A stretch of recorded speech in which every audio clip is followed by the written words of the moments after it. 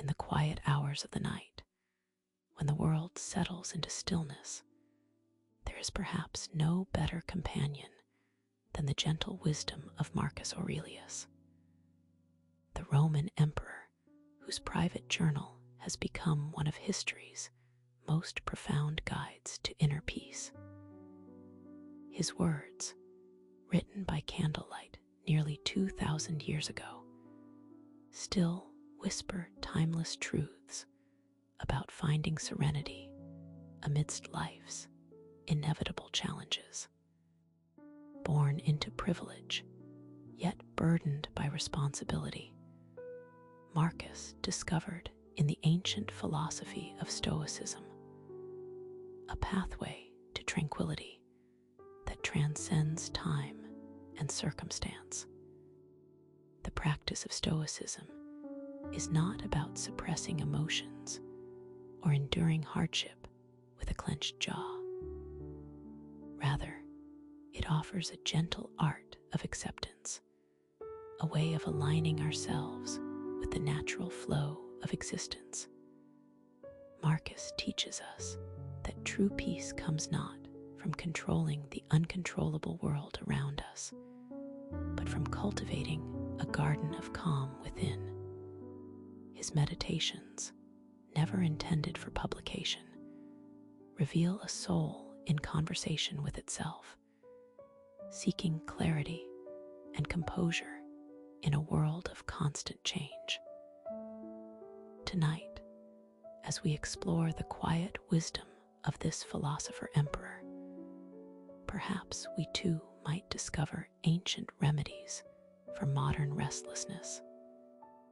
I'm so grateful you've chosen to spend this time with me tonight.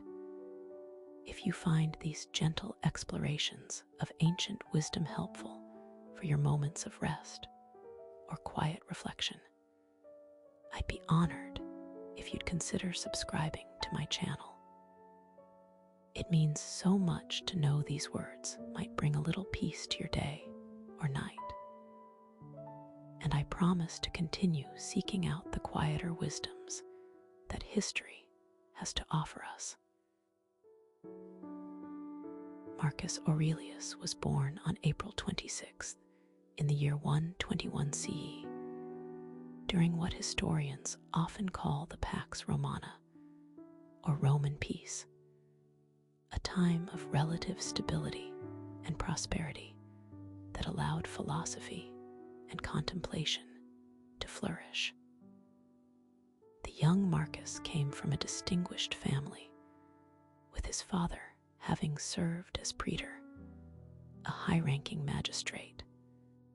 Yet it was not military or political ambition that shaped the boy's early character, but rather a profound sensitivity and thoughtfulness that drew him toward philosophical inquiry.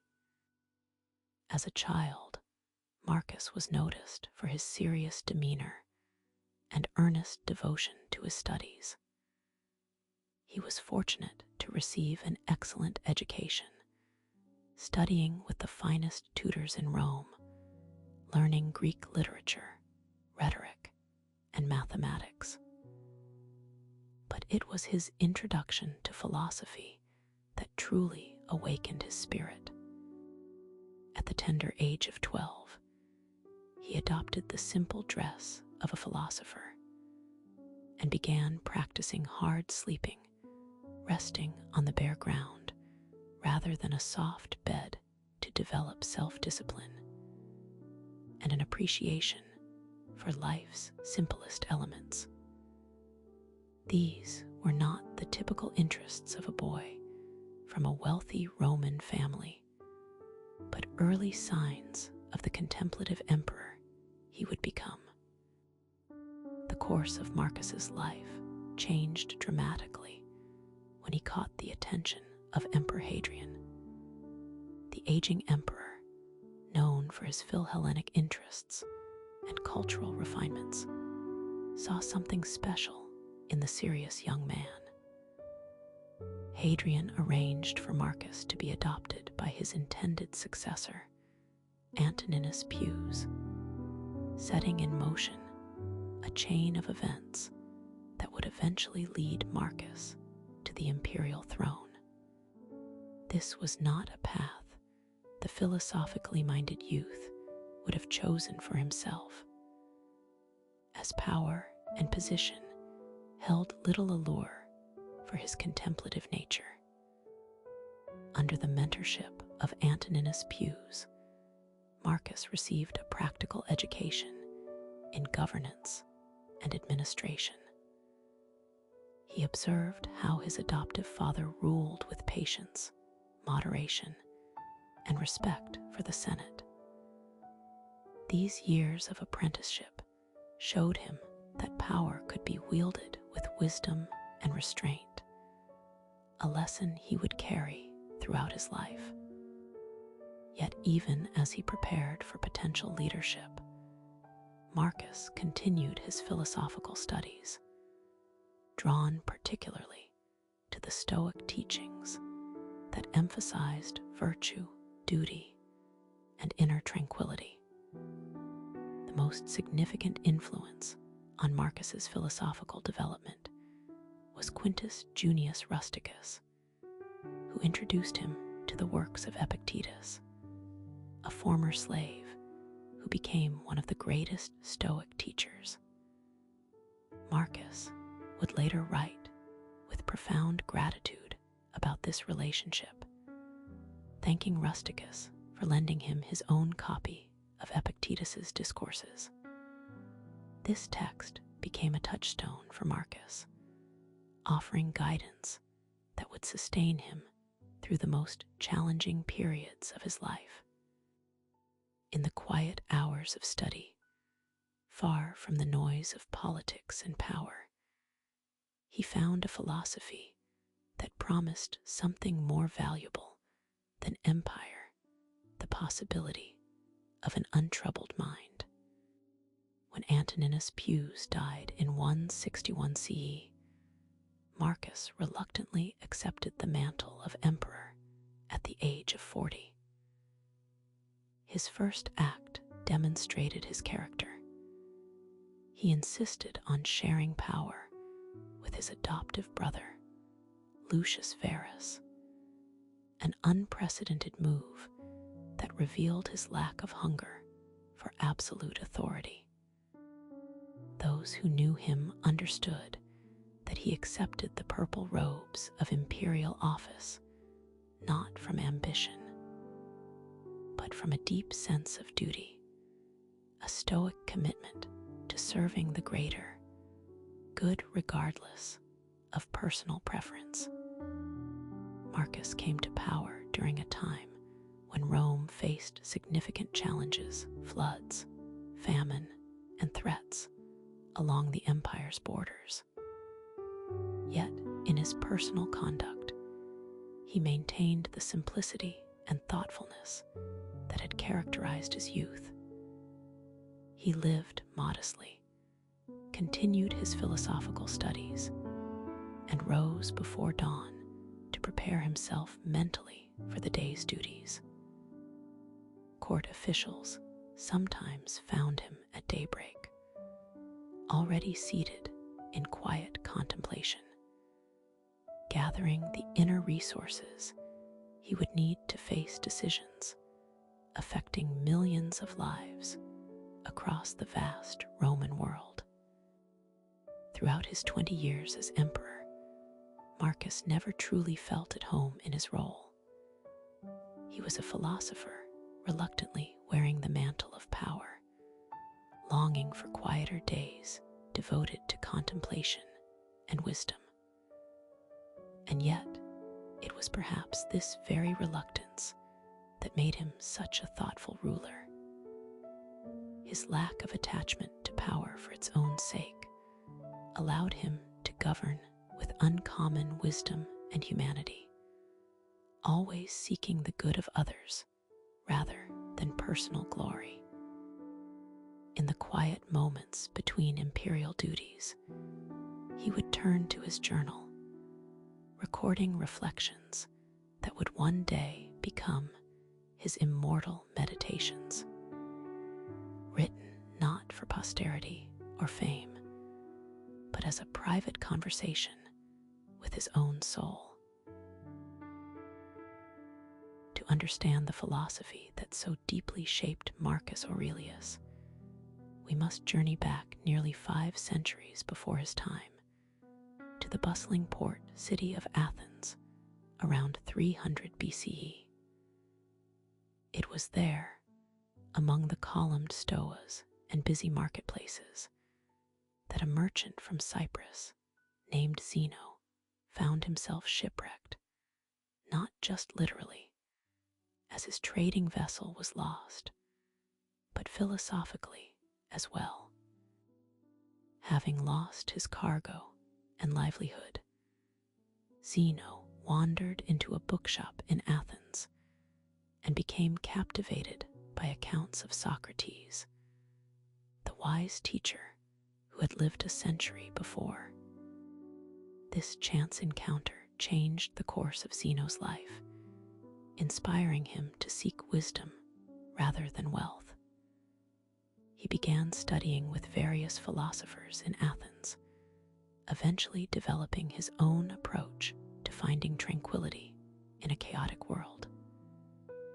Zeno taught his students in a public colonnade known as the Painted Stoa, or Stoa Poikal in Greek. It was from this architectural feature that his school of thought would derive its name, Stoicism. The early Stoics developed a remarkably integrated view of the world, one that sought to align human behavior with the natural order of the cosmos.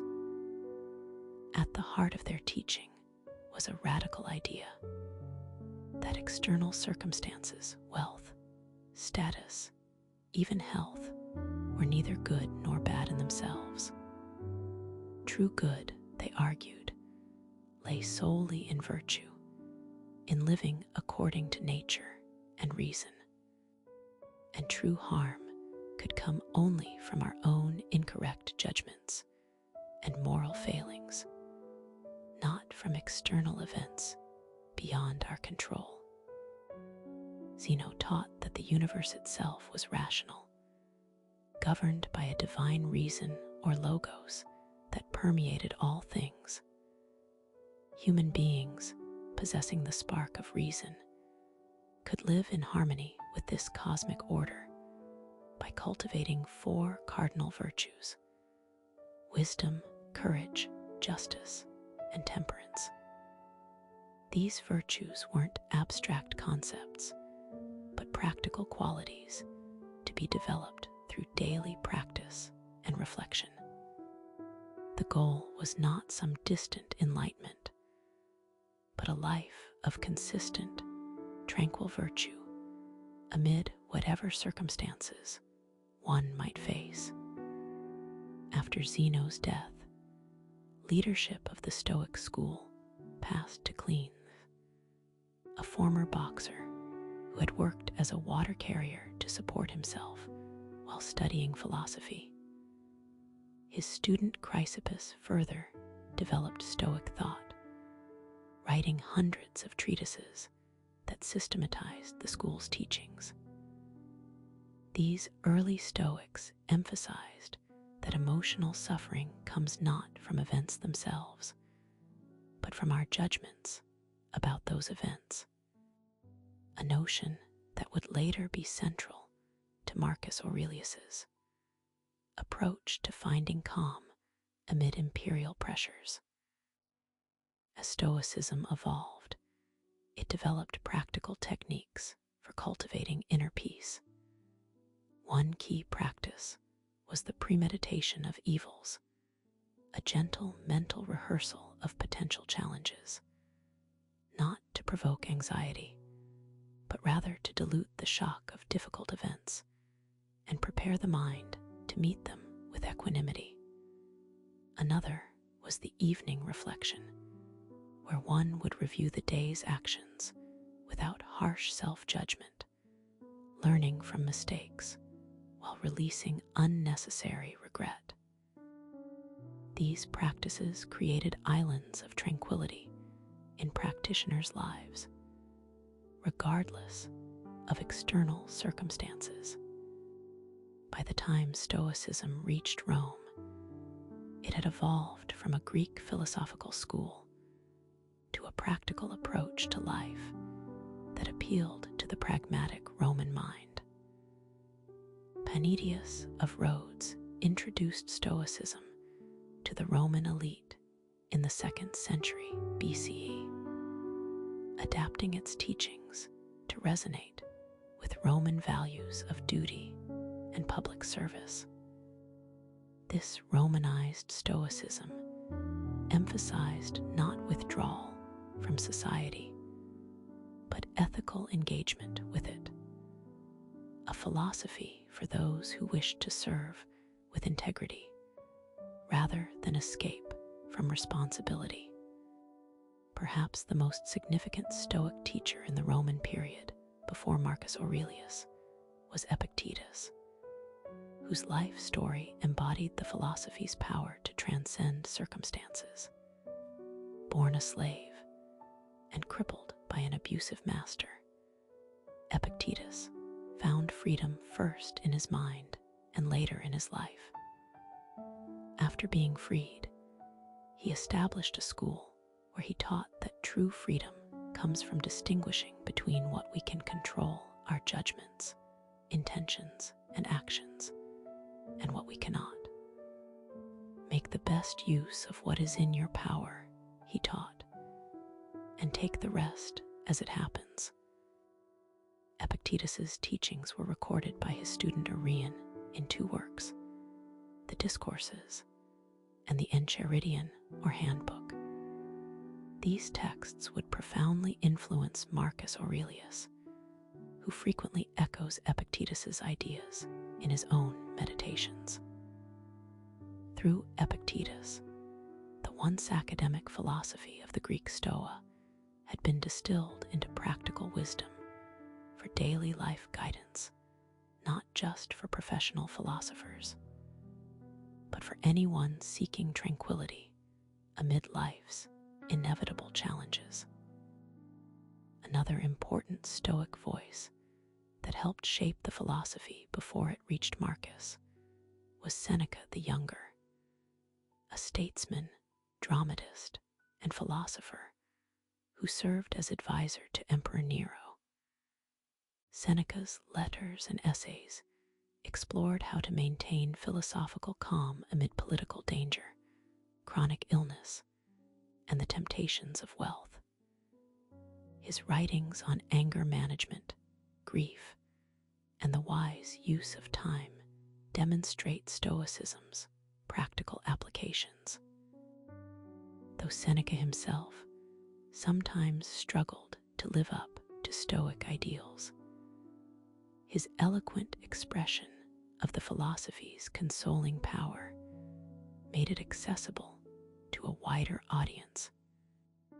By the time Marcus Aurelius encountered Stoicism, the philosophy had evolved from Zeno's teachings in the Painted Stoa to a refined system of practical ethics, cosmic understanding, and psychological techniques for maintaining inner peace.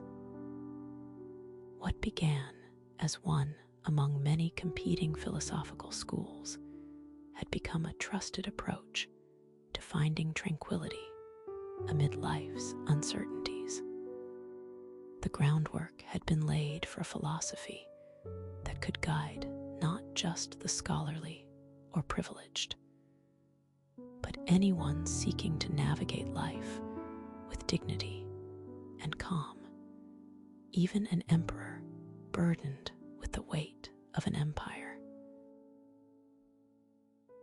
Perhaps the most remarkable aspect of Marcus Aurelius's Meditations is that we were never meant to read them at all. The work that has touched countless lives across nearly 2 millennia was written as a private conversation between the emperor and himself. In the original Greek, the text is titled Ta Eis Heudin, which translates to himself, or things to himself. This was not a carefully crafted philosophical treatise intended for publication, but rather the intimate journal of a man seeking to remind himself of the principles by which he wished to live.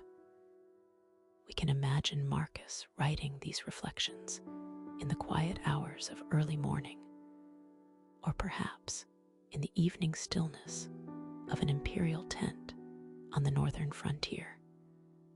Away from the constant demands of governance, he would turn inward, using writing as a form of spiritual exercise. The text reveals a man holding himself accountable, reminding himself of his principles, and working through the challenges of maintaining philosophical calm amid the pressures of imperial duty. There is something profoundly moving about this most powerful man in the world, struggling privately with the same human concerns that touch all our lives. The Meditations consists of 12 books of varying length, written in a somewhat disjointed, aphoristic style. There is no systematic exposition or clear organizational structure. Instead, we find a collection of thoughts, reminders, and exhortations that Marcus wrote for his own benefit. Some passages appear to be responses to specific situations he faced as emperor, while others are general reflections on human nature, mortality, and the good life. The repetitive nature of certain themes suggests a mind returning again and again to core principles that required constant reinforcement. The first book stands apart from the others, as Marcus begins by expressing gratitude to those who influenced his development. He thanks his grandfather for teaching him good morals, his father for modesty and manliness, his mother for religious devotion and simplicity of life. He acknowledges specific teachers who introduced him to philosophy, literature, and rhetorical skills. This practice of gratitude reveals a man deeply aware of his intellectual and moral debts to others, rejecting the notion that his virtues were entirely self-created. Even as emperor, he remained conscious of his place in a chain of wisdom passed from person to person across generations. Throughout the remaining books, we witness Marcus engaging in various forms of Stoic spiritual exercise. He frequently reminds himself of life's brevity. Soon you will have forgotten all things, and soon all things will have forgotten you. He practices the Stoic technique of viewing things objectively, stripping away emotional reactions and seeing events in their bare reality. The cucumber is bitter. Put it down. There are brambles in the path. Step to one side. That is enough, without also asking, why did these things come into the world at all? The intimate nature of the text is revealed in passages where Marcus appears to be struggling with specific personal challenges. He reminds himself not to be irritated by others. When you wake up in the morning, tell yourself, the people I deal with today will be meddling, ungrateful, arrogant, dishonest, jealous, and surly. Rather than a cynical view of humanity, this represents a practical preparation for maintaining equanimity when faced with difficult people. We see an emperor who, despite his exalted position, grappled with the same interpersonal frustrations we all experience. There's something deeply humbling about reading the private thoughts of a man who ruled the known world, yet found himself wrestling with inner demons of impatience, anger, and fear. In one poignant passage, he writes, "Do not act as if you were going to live 10,000 years. Death hangs over you. While you live, while it is in your power, be good." The emperor, despite his power, never loses sight of his mortality, using this awareness not as a source of anxiety, but as motivation to live virtuously in the present moment. What makes the meditations so timeless is precisely this quality of unguarded authenticity. Unlike philosophical works written for publication, which might conceal the author's struggles in favor of presenting a polished system, Marcus's journal reveals philosophy as a lived practice, complete with setbacks and repeated efforts. We see him returning to the same themes again and again, suggesting that even after years of philosophical training, he still needed to remind himself of basic Stoic principles. This ongoing struggle makes his wisdom more accessible and human than if it had been presented as a series of confident pronouncements. The Meditations survived antiquity through a combination of chance and appreciation for its wisdom. After Marcus's death in 180 CE, we lose track of the original manuscript, and it is unclear how it was preserved and transmitted through the centuries. The earliest known reference to the work comes from the Byzantine Emperor Julian in the 4th century. The text resurfaced in Western Europe during the Renaissance and was first printed in 1559.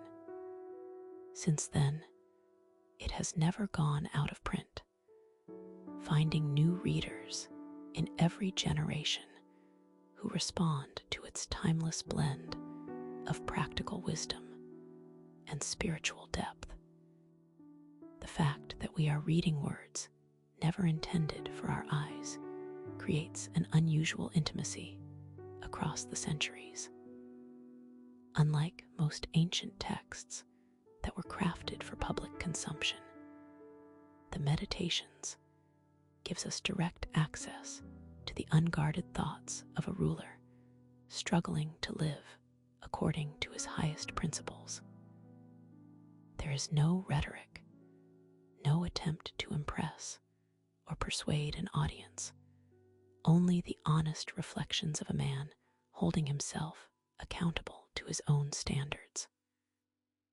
In a world of carefully curated public personas, there is something refreshingly authentic about these private notes that have, against all odds, become one of history's most beloved philosophical works. The Emperor's Journal continues to resonate because it speaks directly to our universal human experience.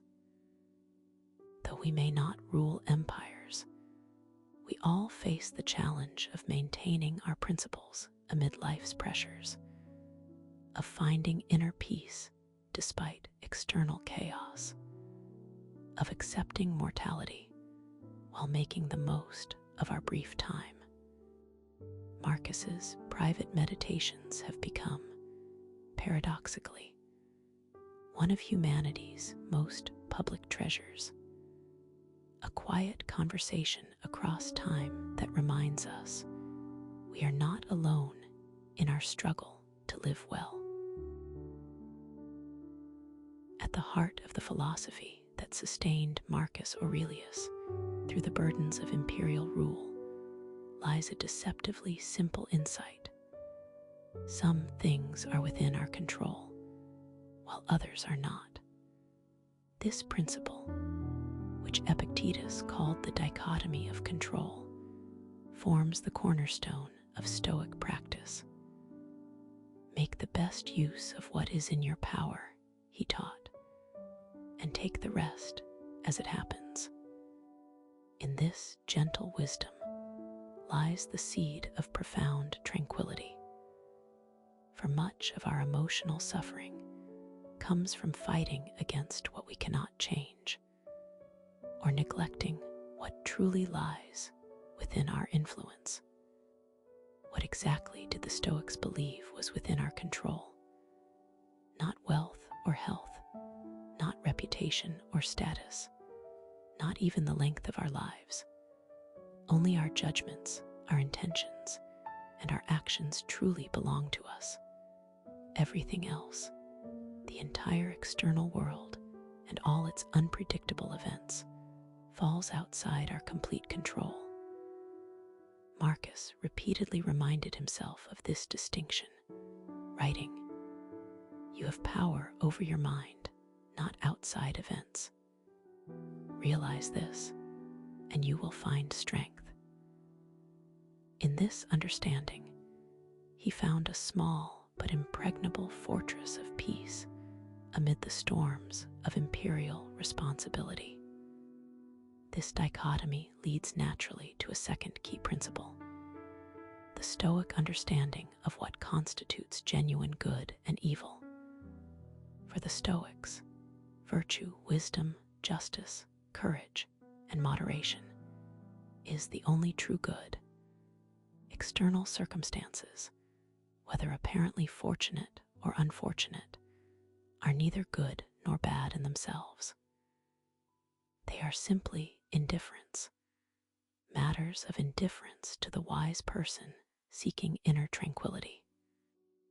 Marcus embraced this perspective, noting that the happiness of your life depends upon the quality of your thoughts, not upon wealth, health, or even the security of the empire. The Stoics did acknowledge that among these indifferents, some are naturally preferred, such as health over illness or friendship over isolation. But they insisted that even these preferred conditions should be held lightly, accepted with gratitude when present, and relinquished without distress when absent. This gentle detachment, neither craving nor avoiding external circumstances, creates a remarkable emotional resilience. Marcus puts it beautifully: accept the things to which fate binds you, and love the people with whom fate brings you together, but do so with all your heart. A third fundamental tenet of Stoicism is the call to live according to nature. This phrase has layers of meaning within Stoic thought. At its simplest level, it encourages us to accept the natural processes of birth, growth, decay, and death without resistance. On a deeper level, it invites us to align our lives with our nature as rational beings capable of virtue. And in its most cosmic sense, it suggests harmony with the rational order of the universe itself, which the Stoics called logos, or providence. This perspective transforms even difficult circumstances into opportunities for practicing virtue and aligning with the greater whole. Marcus reflects this multi-layered understanding when he writes, "Everything that happens is either endurable or not. If it's endurable, then endure it. If it's not endurable, then stop complaining. Your destruction will mean its end as well." There is a profound acceptance in these words, not passive resignation, but active embrace of natural processes. Even pain and difficulty become integrated into a natural order that makes sense when viewed with sufficient perspective. Nature has not so blended any element into the human constitution, he reminds himself, as to have denied the power of endurance. The Stoics also emphasized our deep connection to all humanity, developing an early form of cosmopolitanism. They saw each person as simultaneously a citizen of their local community and of the cosmos itself, with duties to both. This perspective naturally fosters compassion and service. Marcus writes, "We were born to work together like feet, hands, and eyes, like the two rows of teeth, upper and lower." This recognition of our interdependence tempers self-importance and cultivates a gentle appreciation for our role within the larger human community. While some philosophical schools emphasized withdrawal from public life to achieve tranquility, the Roman Stoics generally encouraged thoughtful engagement with society. They believed that virtue required action in the world, not mere contemplation. Marcus, who might have preferred a life of philosophical study, nevertheless embraced his imperial duties as opportunities to practice justice and service. The best revenge, he reminded himself, is to be unlike him who performed the injury. In this way, Stoicism offered not an escape from life's challenges, but a transformed way of meeting them. Perhaps the most comforting aspect of Stoic thought is its view of death as a natural transition rather than a catastrophe to be feared. Marcus returns to this theme repeatedly, not from morbid fascination, but as a way of placing daily concerns in proper perspective. "It is not death that a man should fear," he writes, "but he should fear never beginning to live." By accepting mortality as an integral part of nature's cycle, the Stoics found freedom to focus on living virtuously in the present moment, undistracted by anxieties about an inevitable future. This acceptance extends to all of life's changes and transitions. The Stoics observed that everything in the physical world is in constant flux, and that much of our suffering comes from clinging to what must, by nature, change. Marcus counsels himself, "Observe how all things are continually being born of change. Teach yourself to see that nature's highest happiness lies in changing the things that are and forming new things after their kind." There is a profound peacefulness in this perspective, a gentle letting go of the expectation that anything should remain permanently as it is. Central to Stoic practice is the discipline of assent, careful attention to our judgments about events rather than reactive emotional responses. The Stoics taught that emotions like anger, fear, and grief arise not directly from events, but from our judgments about those events. By pausing to examine these judgments, we gain the freedom to respond wisely rather than react habitually. Marcus reminds himself, "If you are distressed by anything external, the pain is not due to the thing itself, but to your estimate of it. And this you have the power to revoke at any moment." This insight leads to another core Stoic practice, the discipline of desire and aversion. By training ourselves to desire only what is truly within our control, primarily our own virtue, and to avoid only genuine evils, our own vice, we liberate ourselves from much unnecessary suffering. Marcus writes, "Seek not for events to happen as you wish, but wish events to happen as they do, and your life will flow smoothly." This is not passive resignation, but active alignment with reality, a gentle surrender of the exhausting effort to bend the world to our preferences. The Stoics developed specific contemplative practices to cultivate these perspectives. One was the view from above, imagining oneself looking down upon human affairs from a cosmic perspective, seeing their smallness in time and space. Another was memento mori, the remembrance of death, not to induce fear, but to sharpen appreciation for the present moment. Marcus practiced both regularly, writing, "Look round at the courses of the stars, as if you were going along with them, and constantly consider the changes of the elements into one another. For such thoughts purge away the filth of this earthly life." These Stoic tenets, taken together, offer not a rigid doctrine, but a flexible framework for finding tranquility amid life's inevitable challenges.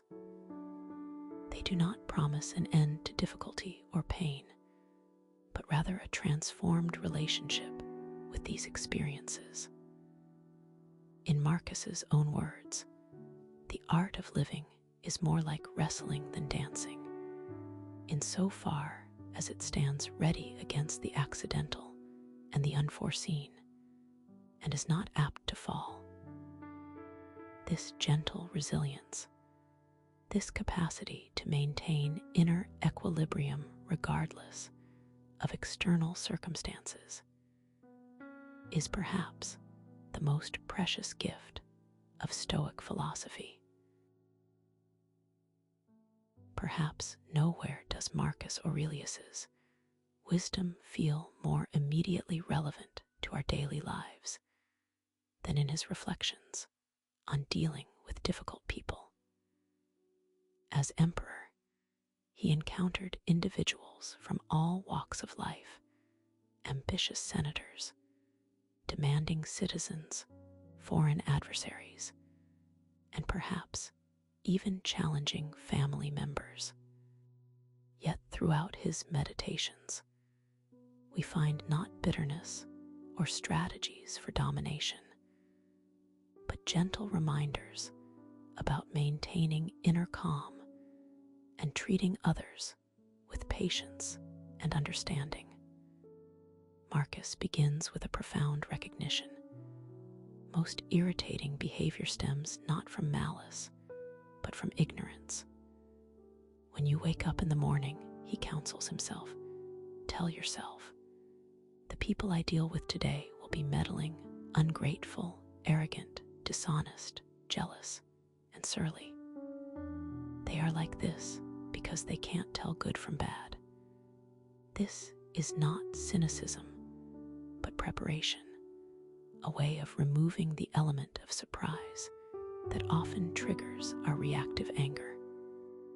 By recognizing that difficult behavior stems from others' mistaken judgments about what truly matters in life, Marcus finds a path to compassion rather than condemnation. This perspective naturally fosters patience with human flaws. Be tolerant with others and strict with yourself, he reminds himself, advice that counters our tendency to do precisely the opposite.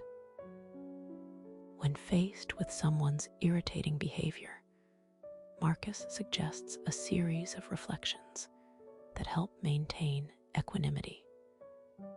Remember that he acts thus because he thinks it is fitting for him to do so.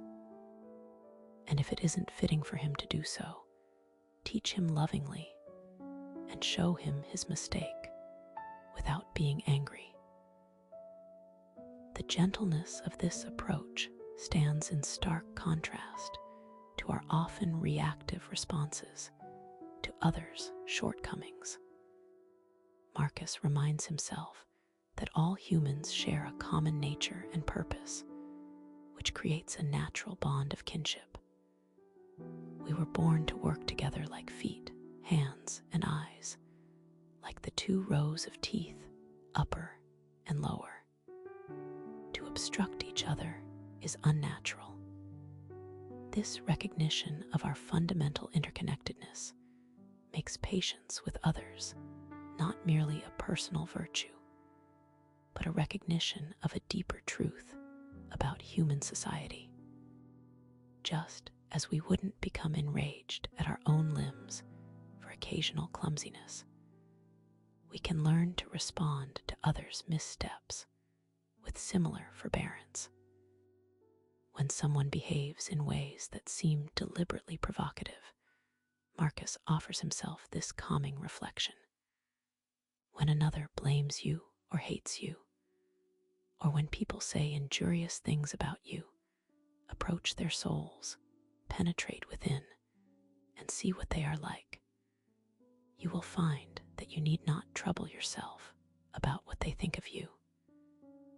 This is not dismissal of others, but rather a compassionate recognition that harsh words often reveal more about the speaker's inner turmoil than about their target. Understanding this helps create emotional space between another's actions and our responses. The emperor acknowledges that some relationships feel particularly difficult because they touch our own vulnerabilities or trigger old wounds. In such cases, he suggests expanding our perspective beyond the immediate irritation. When you are troubled by someone's shamelessness, ask yourself at once, can the world exist without shameless people? It cannot. So don't ask for the impossible. This cosmic view doesn't excuse harmful behavior, but helps us see it as part of the fabric of existence rather than a personal affront. There is a remarkable lightening of emotional burden in this broader perspective. Marcus offers particularly wise counsel regarding criticism and disagreement. If anyone can refute me, show me I'm mistaken, or looking at things from the wrong perspective, I'll gladly change. It's the truth I'm after, and the truth never harmed anyone. This humble openness to correction stands in contrast to our common defensive reactions. By focusing on truth rather than being right, Marcus transforms potentially combative interactions into opportunities for growth and deeper understanding. For those interactions that leave us feeling genuinely wronged, Marcus offers this healing perspective. The best revenge is to be unlike him who performed the injury. Rather than seeking to harm those who harm us, thereby becoming more like them, we can choose to maintain our own principles of kindness and understanding. This perspective breaks the cycle of reactivity, offering a path forward that doesn't depend on changing others, but on maintaining our own character. Even in cases where someone seems intent on causing harm, Marcus finds a way to respond with compassion rather than animosity. When people injure you, ask yourself what good or harm they thought would come of it. If you understand that, you'll feel no need to be angry or surprised. You'll just feel sorry for them perhaps, or understand them. Either way, You won't end up angry or hurt, and you won't have to suffer the additional harm of giving in to those emotions. This psychological insight that harmful actions reflect the actor's own mistaken beliefs creates space for understanding rather than escalation. In what may be his most touching reflection on human relationships, Marcus reminds himself to treat each interaction as potentially the last. In the morning, when you rise unwillingly, let this thought be present. I am rising to the work of a human being. Do I still resent it if I am going to do what I was born for, and for which purpose I was brought into the world? Or was I created for this, to lie under the blankets and keep myself warm? This memento mori perspective, remembering life's brevity, infuses even difficult interactions with a certain poignancy and importance. How differently might we treat the irritating colleague or family member if we truly recognized that this might be our final conversation? I hope these gentle reflections from Marcus Aurelius might bring some peace to your own challenging relationships.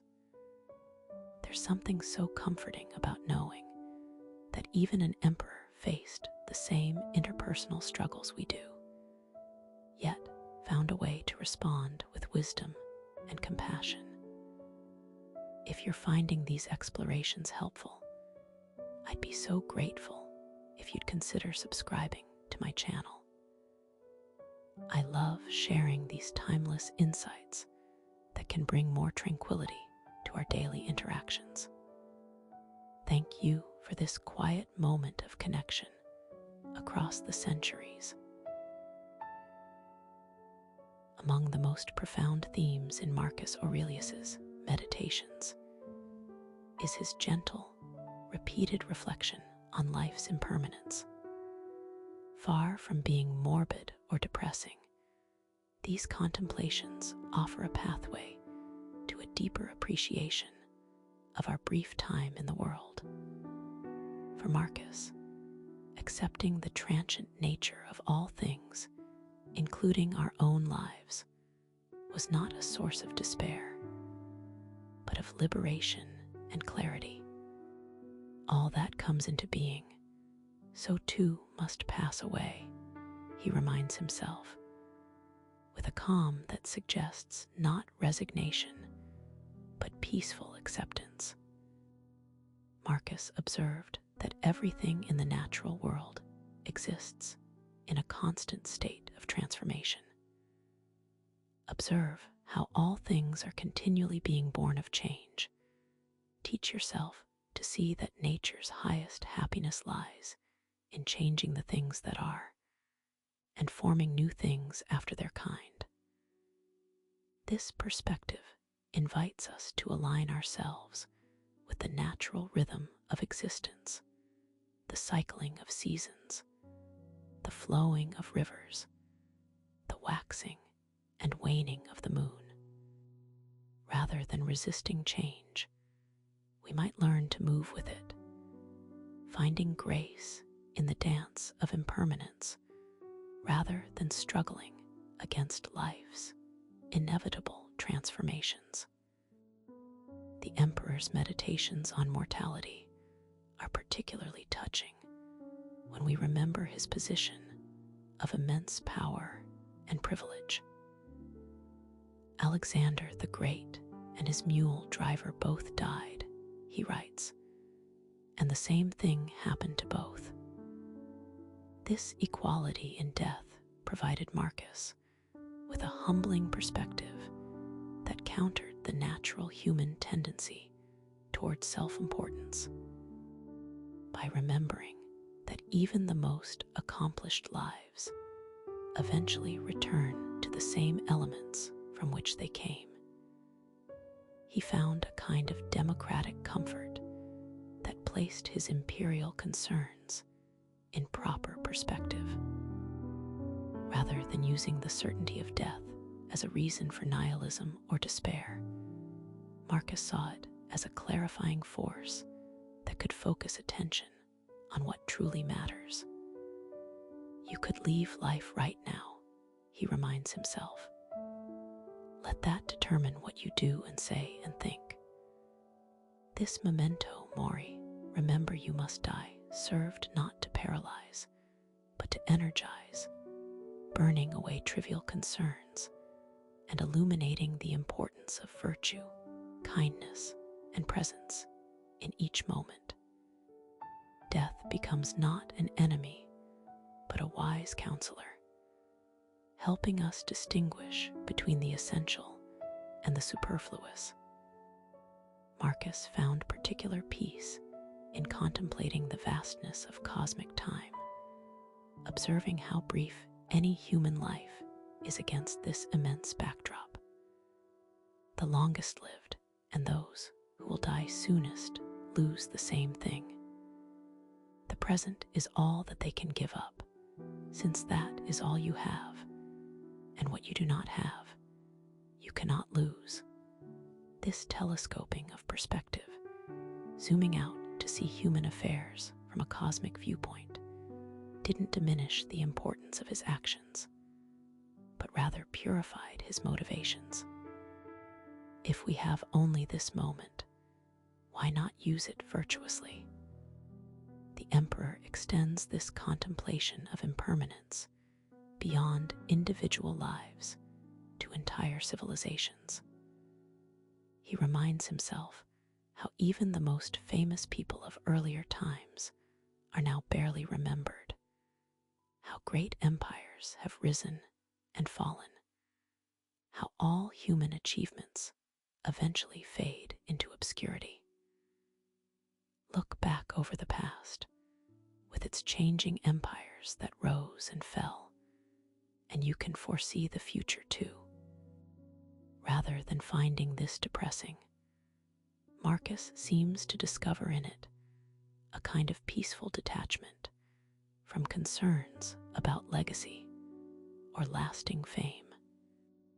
This cosmic perspective leads Marcus to a profound gratitude for the gift of existence, however brief. Pass through this brief life as nature bids you. Make your exit with grace, just as one who dives into the olive harvest, as the proverb says. There is a gentle beauty in this image of diving into the olive harvest, fully embracing life's bounty while accepting its seasonality. Marcus suggests that we might approach our time on earth with the same spirit, savoring its richness while accepting its inevitable conclusion. The Stoic view of death as a natural process rather than a catastrophe provides remarkable emotional resilience. Death is a release from the impressions of the senses and from desires that make us their puppets, and from the vagaries of the mind, and from the hard service of the flesh. By framing death as a transition rather than an ending, Marcus transforms what might be our greatest fear into something that can be approached with philosophical calm, or even a sense of peaceful curiosity about this universal human experience. Marcus extends this acceptance of impermanence to the loss of loved ones, perhaps one of life's most painful experiences. Everything that happens is as normal and expected as the spring rose or the summer fruit. This is true of sickness, death, slander, intrigue, and all the other things that delight or trouble foolish men. This is not cold detachment, but a gentle reminder that loss is woven into the very fabric of existence. By accepting this natural pattern, we we might find a way to honor our grief while not being permanently shattered by it, to love deeply while holding our attachments with open hands. The Emperor's reflections on impermanence culminate in a beautiful image of integration with the natural world. Pass through this brief life as nature bids you. The earth loves the shower. The holy sky loves it too. The universe loves to create whatever is destined to be made. In this vision, our brief lives and eventual deaths participate in a larger cosmic harmony. Our elements return to the earth from which they came, continuing the endless cycle of transformation that constitutes the universe. There is profound peace in this recognition of our place within nature's greater patterns.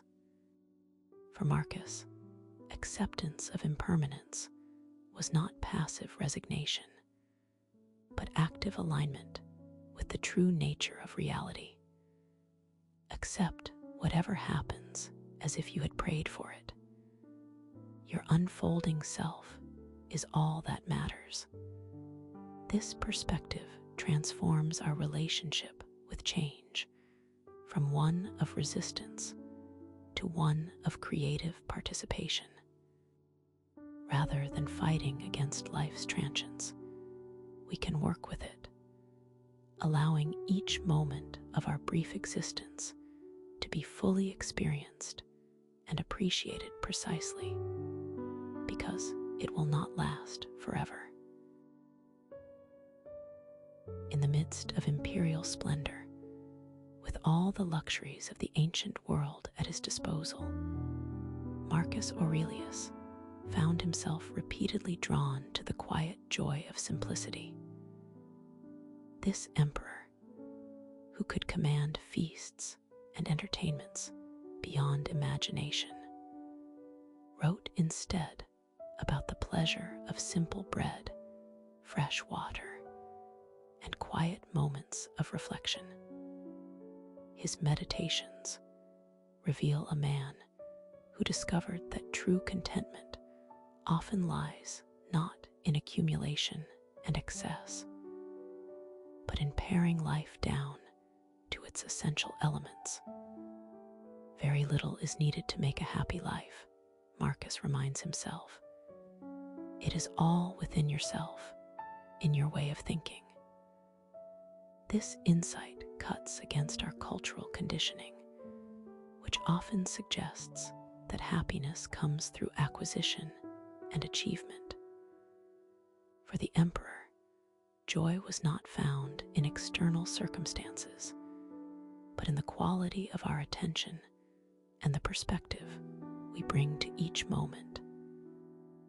The simplest experiences, watching clouds drift across the sky, feeling the warmth of sunlight, engaging in meaningful conversation, contain all the ingredients for contentment when approached with mindful appreciation.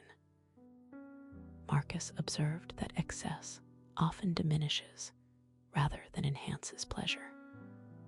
When you've eaten your fill, do you look for a surplus of the plainest foods?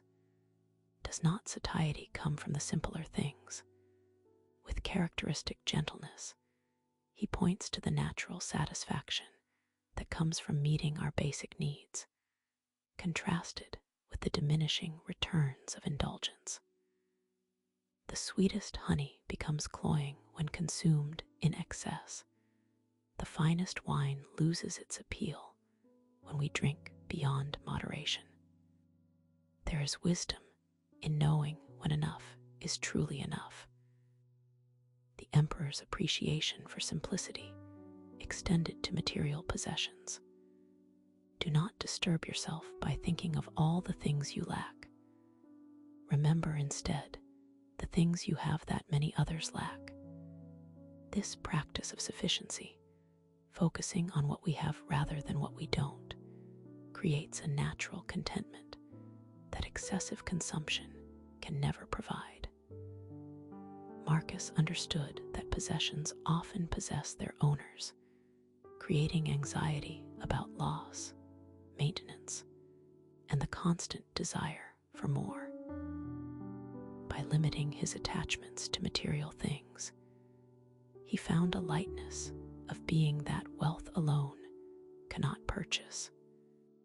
In one particularly revealing passage, Marcus writes, "I have often wondered how it is that every person loves themselves more than others, but yet sets less value on their own opinion of themselves than on the opinion of others." This observation points to another aspect of simplicity, the freedom that comes from releasing our dependence on external validation.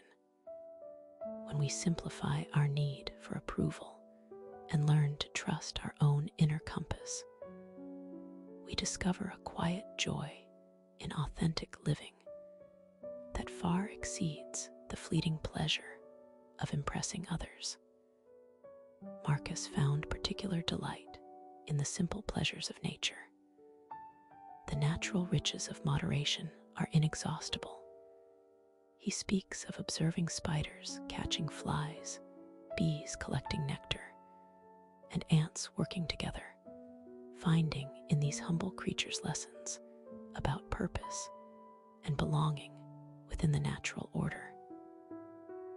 Rather than requiring elaborate entertainments, Marcus discovered that the world itself offers endless fascination to the attentive mind. A single flower contains universes of beauty when observed with patient attention.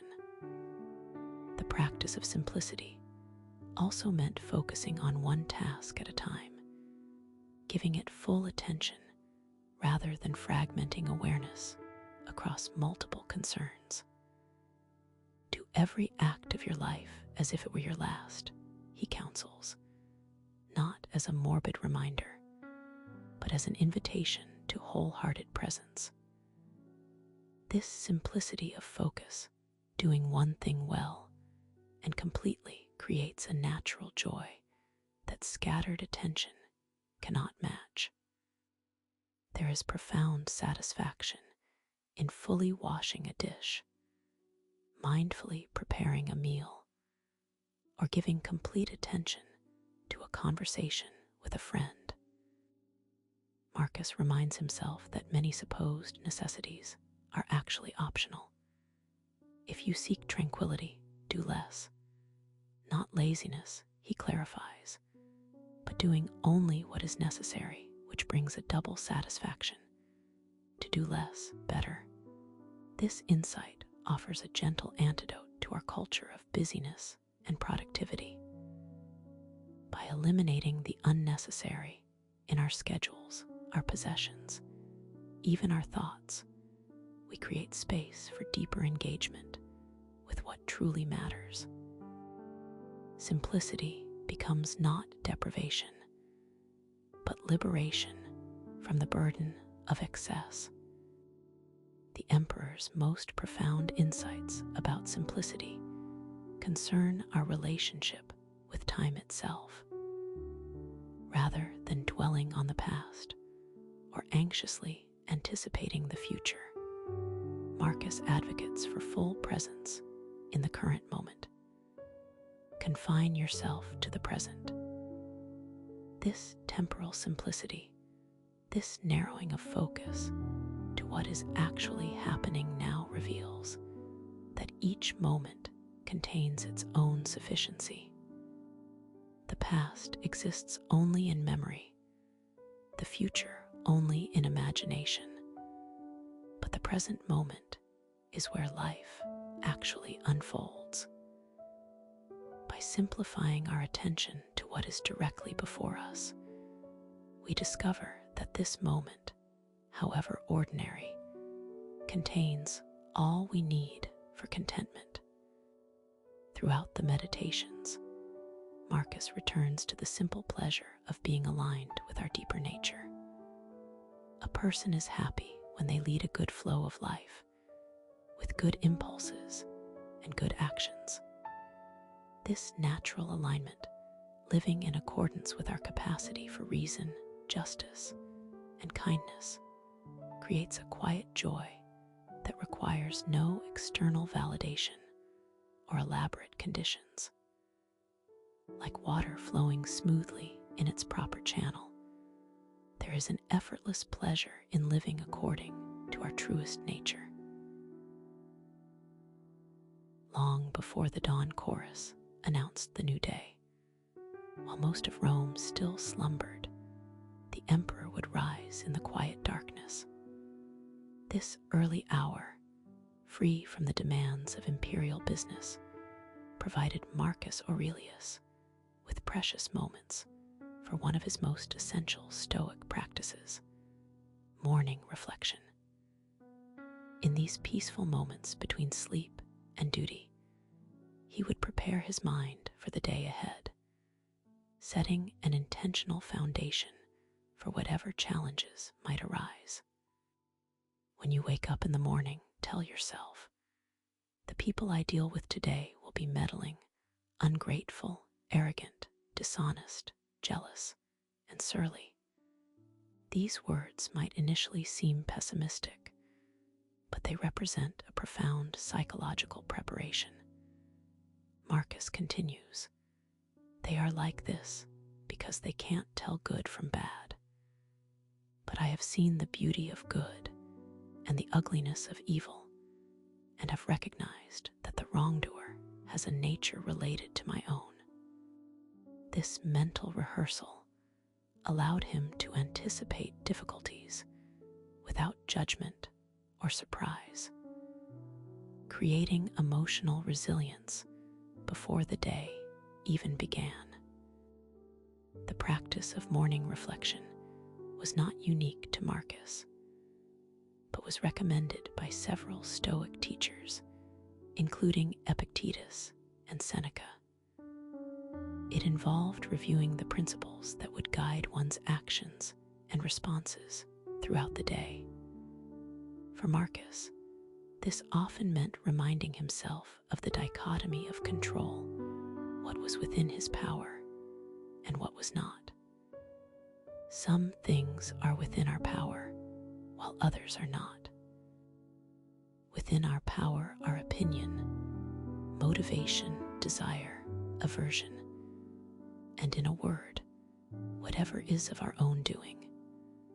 Not within our power are our body, our property, reputation, office, and in a word, whatever is not of our own doing. This early contemplation also included setting intentions for the day's interactions with others. Begin the morning by saying to yourself, I shall meet with the busybody, the ungrateful, arrogant, deceitful, envious, unsocial. All these things happen to them by reason of their ignorance of what is good and evil. Rather than bracing himself against these difficulties with tension or resentment, Marcus prepared to meet them with understanding and compassion. This compassionate perspective, recognizing that difficult behavior stems from others' mistaken beliefs about what truly matters, created space for patience rather than reactivity. The emperor's morning practice included reminding himself of his connection to the larger human community. I am a citizen of the universe, he would reflect, establishing a perspective that transcended the narrow concerns of self-interest. This cosmic viewpoint helped place daily irritations and imperial pressures in proper perspective.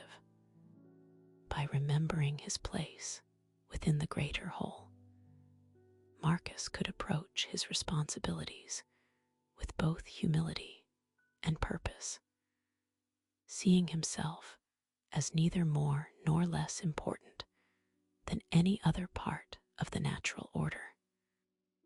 Another element of Marcus's morning reflection was a gentle consideration of mortality, not to induce anxiety, but to sharpen his appreciation for the gift of another day. When you arise in the morning, think of what a precious privilege it is to be alive, to breathe, to think, to enjoy, to love. This memento mori practice, remembering that we will die, served not as a morbid rumination, but as a clarifying force, burning away trivial concerns and illuminating what truly deserves our attention. Each day became precious precisely because our days are numbered. The morning hours also provided Marcus with an opportunity to cultivate gratitude.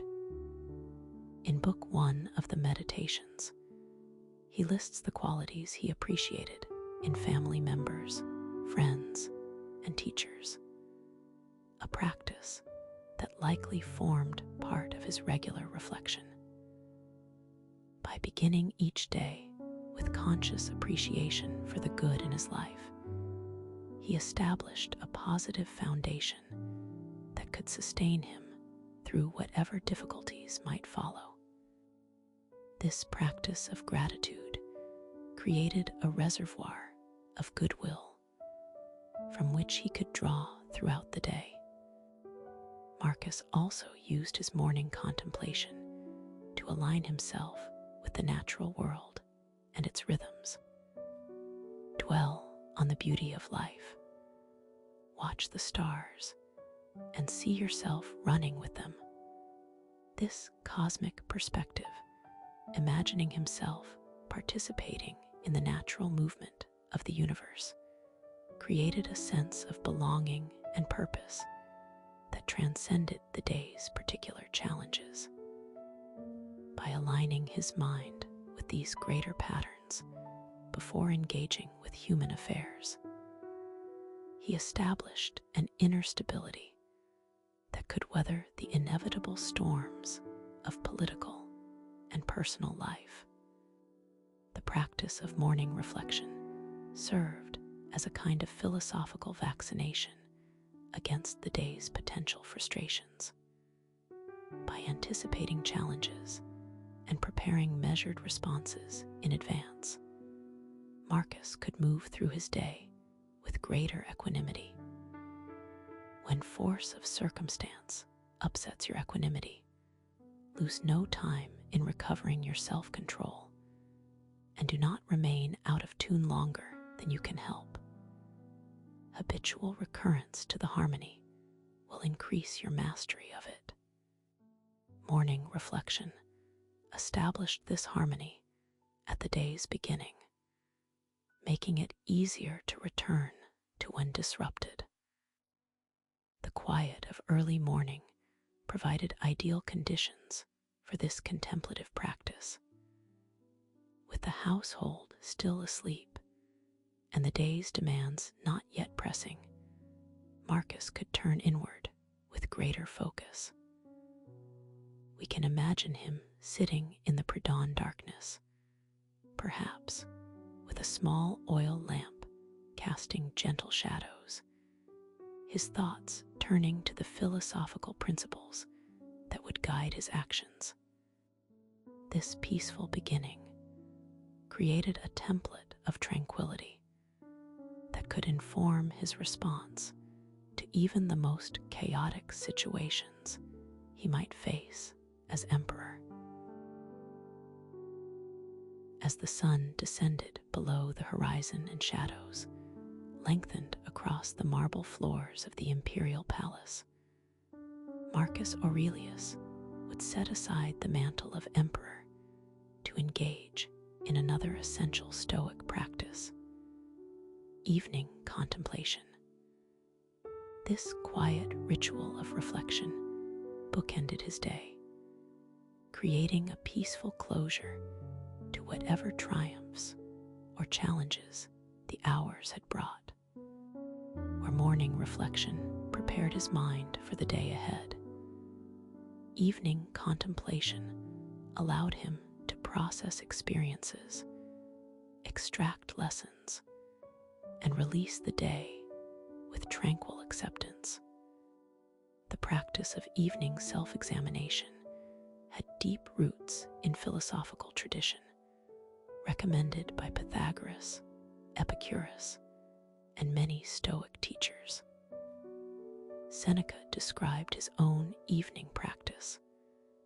When the light has been removed and my wife has fallen silent, aware of this habit that's now mine, I examine my entire day and go back over what I've done and said, hiding nothing from myself, passing nothing by.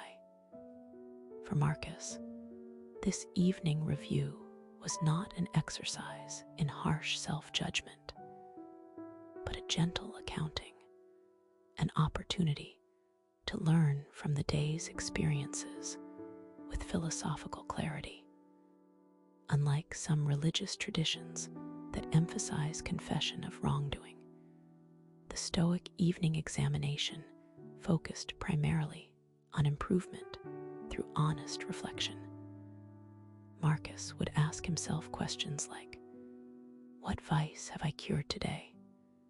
What passion opposed? What temptation resisted? What virtue acquired?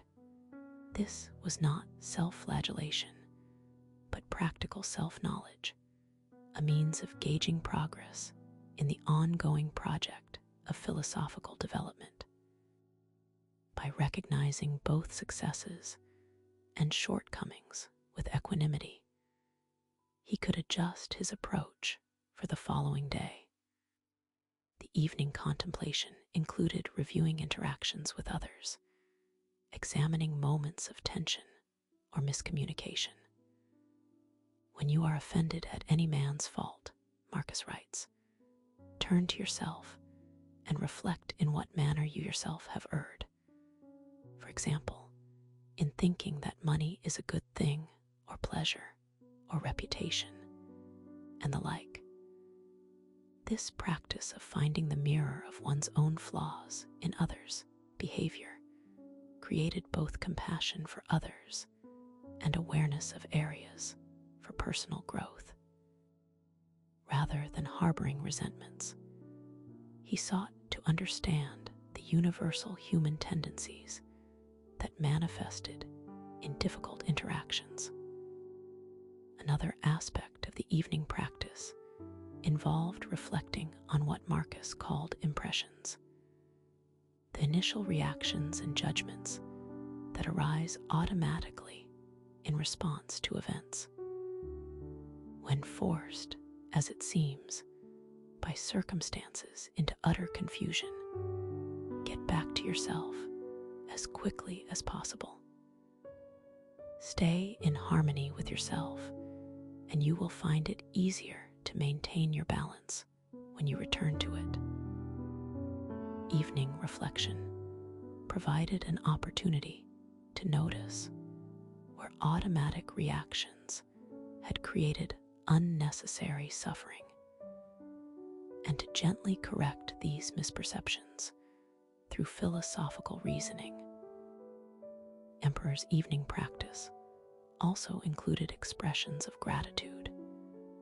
Just as he began his day by appreciating the good in his life, he would close it by acknowledging specific benefits or insights the day had brought. Pass through this brief life as nature bids you. Make your exit with grace, just as one who dives into the olive harvest. As the proverb says, this attitude of grateful acceptance, receiving each day as a gift rather than an entitlement, created a peaceful foundation for restful sleep. Marcus recognized that proper closure of each day prepared the mind for genuine rest.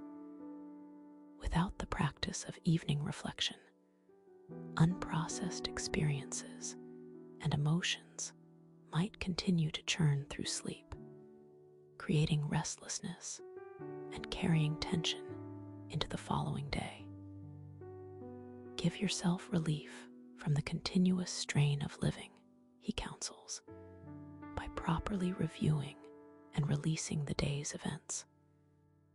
This completion allowed for the natural rhythm of activity and rest that sustains well-being, preventing the accumulation of unexamined experiences that can create psychological burden.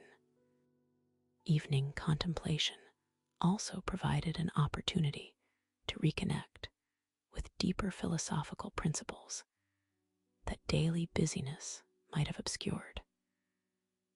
People seek retreats for themselves in the countryside, by the sea, or in the mountains, Marcus observes. But this is altogether unphilosophical when it is possible for you to retreat into yourself at any time. The quiet evening hours offered a natural setting for this inward retreat, a chance to remember core values and principles before sleep, allowing them to work through the deeper layers of consciousness during rest. For the emperor, evening reflection was not merely a personal discipline, but a way of maintaining proper relationship with the cosmic whole. Constantly regard the universe as one living being, having one substance and one soul, he writes. By reviewing his day within this larger context, Marcus could see even difficulties as part of a greater pattern, necessary elements in the unfolding of nature. This cosmic perspective helped dissolve petty concerns and align his mind with the greater rhythms of existence as he prepared for sleep. As oil lamps burned low and night deepened around the imperial palace, we can imagine Marcus completing his evening contemplation with a sense of philosophical completion. Having examined the day with clarity, extracted its lessons, and released its tensions, he could surrender to sleep with the tranquility that comes from proper closure. If you experience distress because of some external cause, he writes, the pain is not due to the thing itself, but to your estimation of it.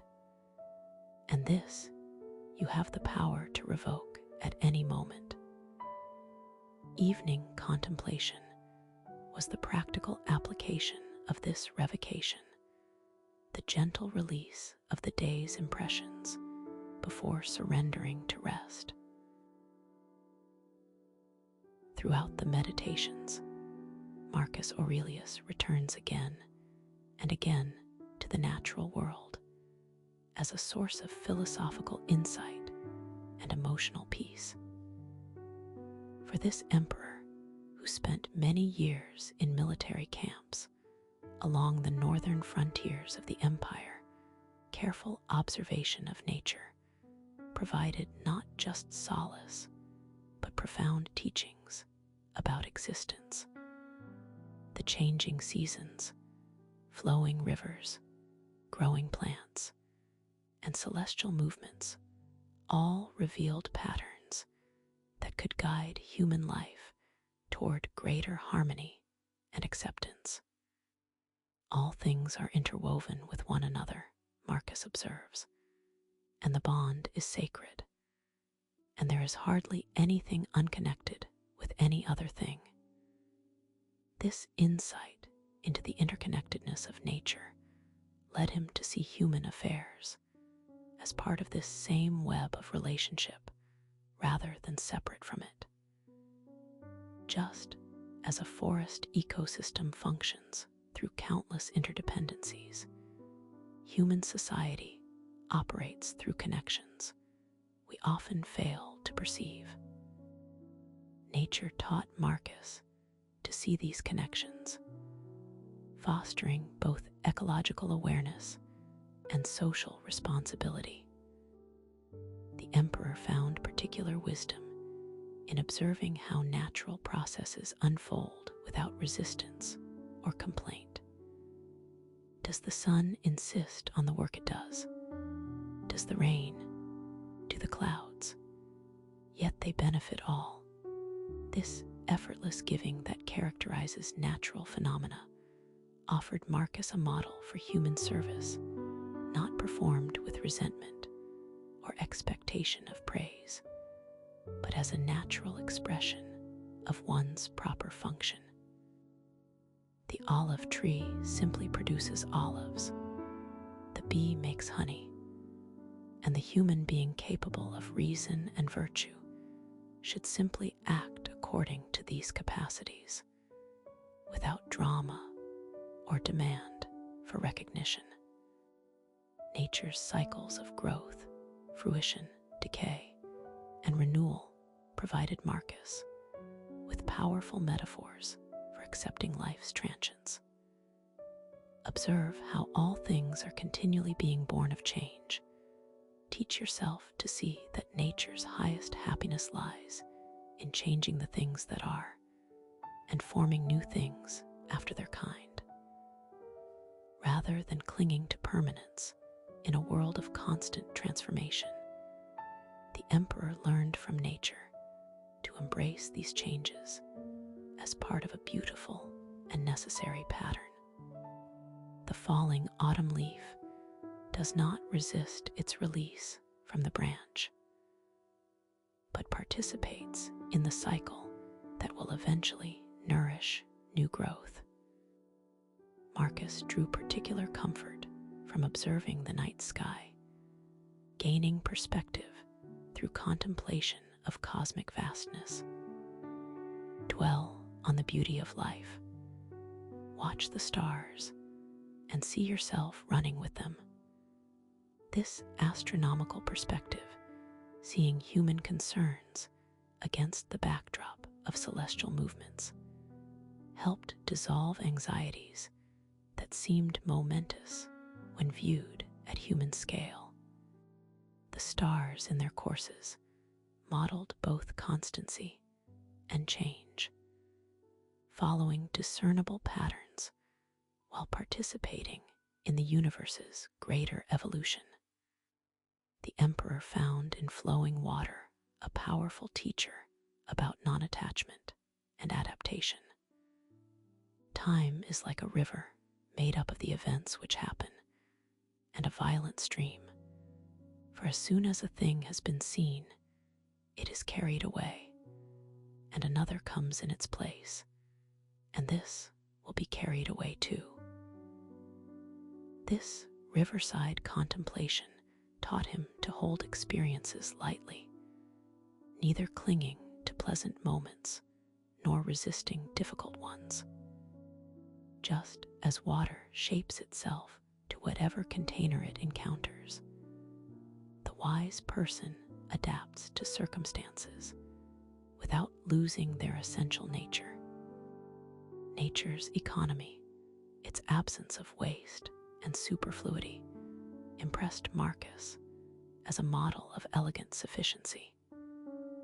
Nature, which governs the whole, will soon change all things you see, and out of their substance will make other things, and again other things from the substance of them, in order that the world may be ever new.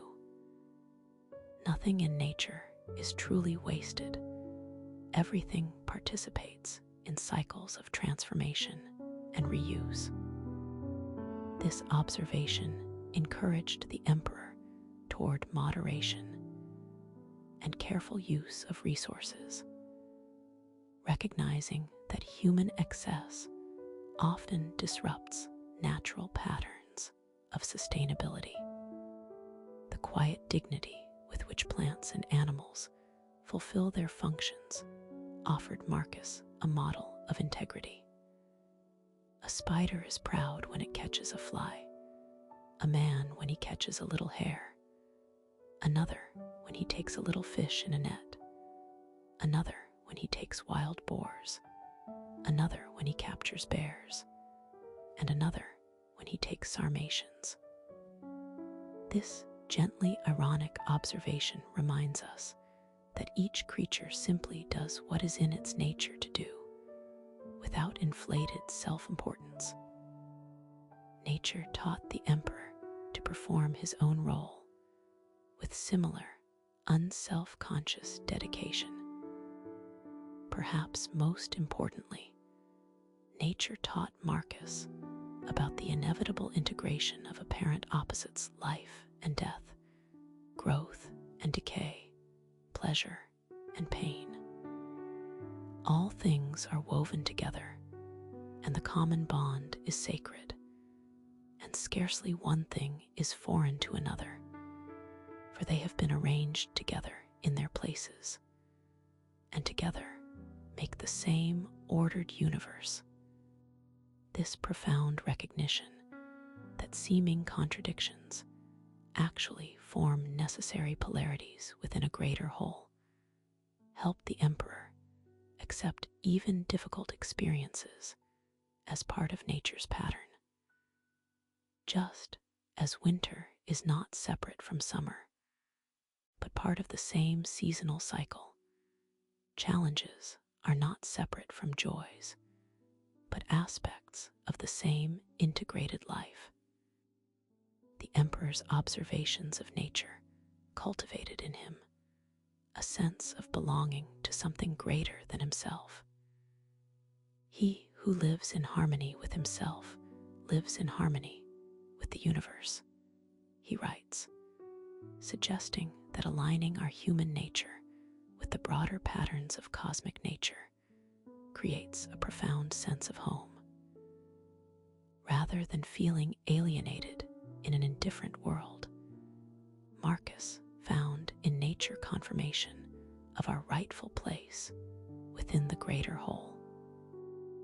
This recognition of belonging, of being neither more nor less important than any other part of nature, provided both humility and dignity, tempering human exceptionalism while honoring our unique capacity for conscious participation in the cosmic order.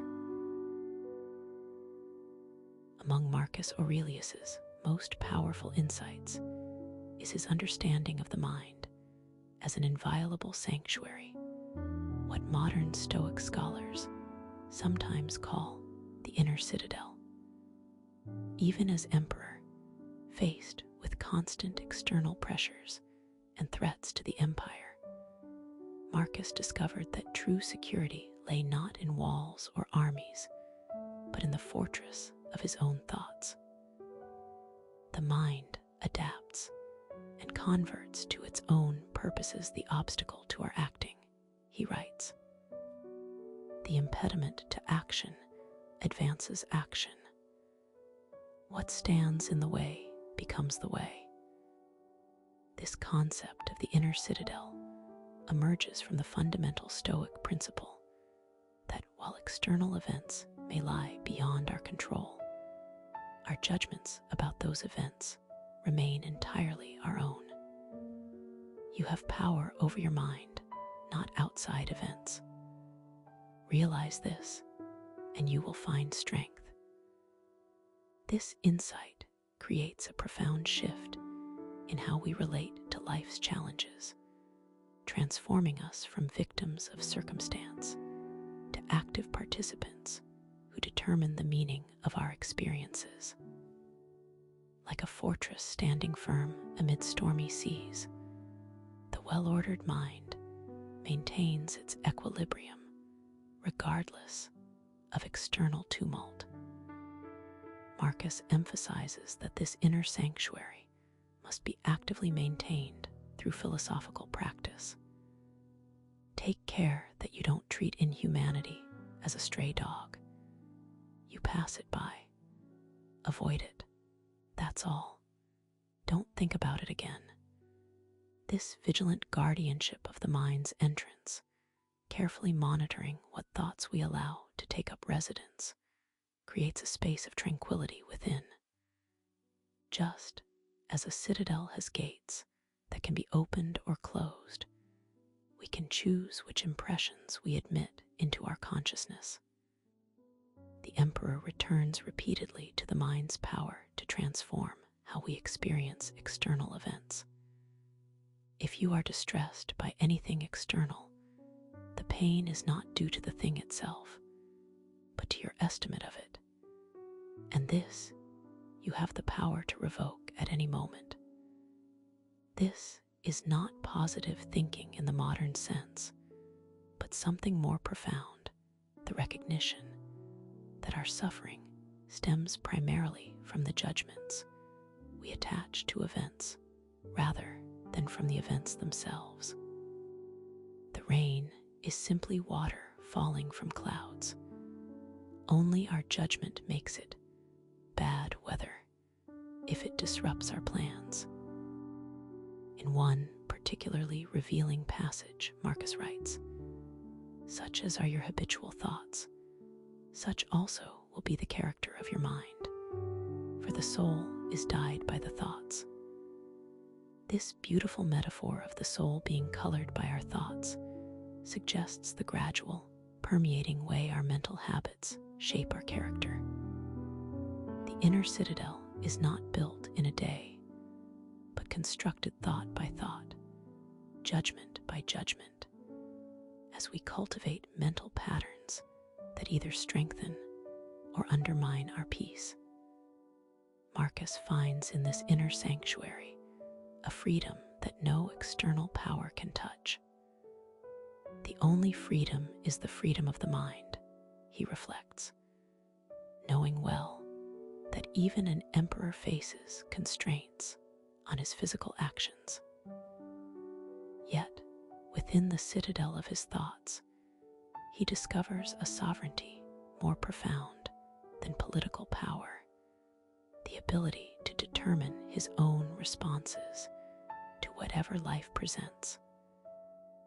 This inner freedom remains available even in the most challenging circumstances, as demonstrated by Stoics like Epictetus, who maintained philosophical equanimity despite being enslaved. The emperor offers practical guidance for maintaining the serenity of this inner space. When jarred unavoidably by circumstances, revert at once to yourself and don't lose the rhythm more than you can help. You'll have a better grasp of the harmony if you keep going back to it. This practice of returning to one's center when disturbed, of retreating into the inner citadel when under siege, creates resilience amid life's inevitable disturbances. Like a musician who quickly finds the beat after a momentary disruption, we can recover our philosophical composure with practice. Within this fortress of the mind, Marcus discovers not isolation, but connection to something greater. Constantly regard the universe as one living being, having one substance and one soul, and observe how all things have reference to one perception, the perception of this one living being. The inner citadel is not a place of lonely separation, but a vantage point from which to perceive our integration with the whole of existence.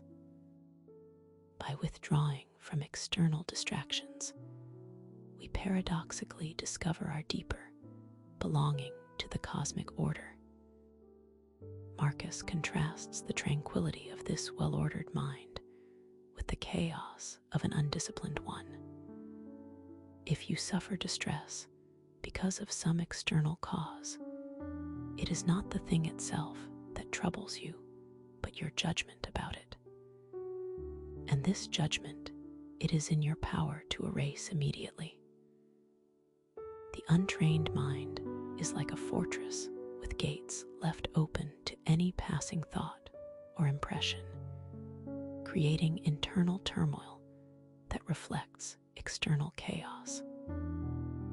philosophical mind, by contrast, carefully examines each thought before granting it entrance, maintaining inner harmony despite outer discord.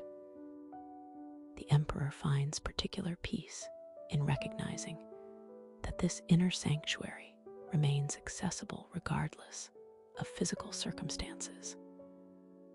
People seek retreats for themselves in the country, by the sea, or in the mountains.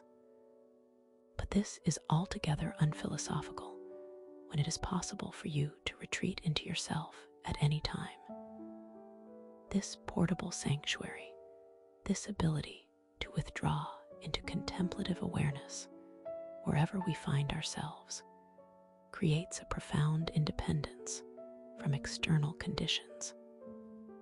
Even in the midst of a busy court or military campaign, Marcus could access this inner space of calm reflection.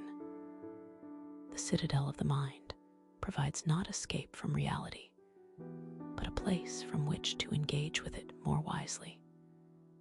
The object in life is not to be on the side of the majority, but to escape finding oneself in the ranks of the insane, Marcus observes, recognizing how easily we can be swept along by collective madness.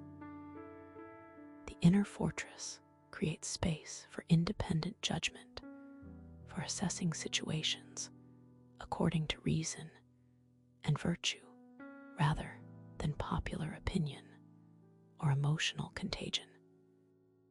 From this stable center, we can respond to life's challenges with clarity rather than reactivity. During his lifetime, Marcus Aurelius faced a remarkable array of challenges that would have overwhelmed a lesser spirit. Military threats pressed at the empire's borders. A devastating plague swept through the population. His co-emperor and adoptive brother Lucius, Verus, died unexpectedly. And most heartbreaking of all, he endured the deaths of many of his children. Yet, throughout these trials, the emperor maintained a philosophical composure that continues to inspire across the centuries. His meditations reveal not a man immune to suffering, but one who had developed the capacity to face adversity with remarkable equanimity. At the heart of Marcus's approach to difficulty was the Stoic practice of seeing events objectively, stripped of dramatic interpretations. When you are shocked by anything external, it is not the thing itself that disturbs you, but your judgment about it. And it is in your power to wipe this out at once. This perspective doesn't deny pain or loss, but creates a small space between experience and reaction, a pause in which wisdom can enter. In that space, Marcus found the freedom to respond thoughtfully, rather than react habitually to life's inevitable challenges. The emperor's writings reveal his method for maintaining perspective during difficult times. Consider that everything is opinion, and opinion is in your power. Take away, then, when you choose, your opinion, and like a mariner who has rounded the headland, you will find calm, everything stable, and a waveless bay. This is not magical thinking that pretends difficulties don't exist, but a profound psychological insight about how our interpretations intensify suffering. By recognizing that many of our most painful thoughts about adversity are judgments rather than facts, Marcus found a path to emotional freedom even amid genuine hardship. When facing life's heaviest blows, Marcus practiced viewing the situation from a cosmic perspective. Consider yourself to be dead, and to have completed your life up to the present time, and now live according to nature the remainder, which is allowed you as a bonus. This memento mori approach, remembering our mortality, paradoxically decreased anxiety by increasing acceptance. Having mentally rehearsed the worst, anything less becomes, in a sense, an unexpected gift. This practice helped the emperor maintain equilibrium when facing threats to the empire and even to his own life. Marcus found particular strength in viewing difficulties as opportunities for practicing virtue. The impediment to action advances action. What stands in the way becomes the way. Rather than seeing obstacles as interruptions to his life's purpose, he recognized them as the very means through which that purpose could be fulfilled. Just as a fire turns whatever is thrown into it into flame and light, the philosophical mind transforms challenges into occasions for demonstrating courage, patience, and wisdom. This perspective allowed Marcus to embrace rather than merely endure life's trials.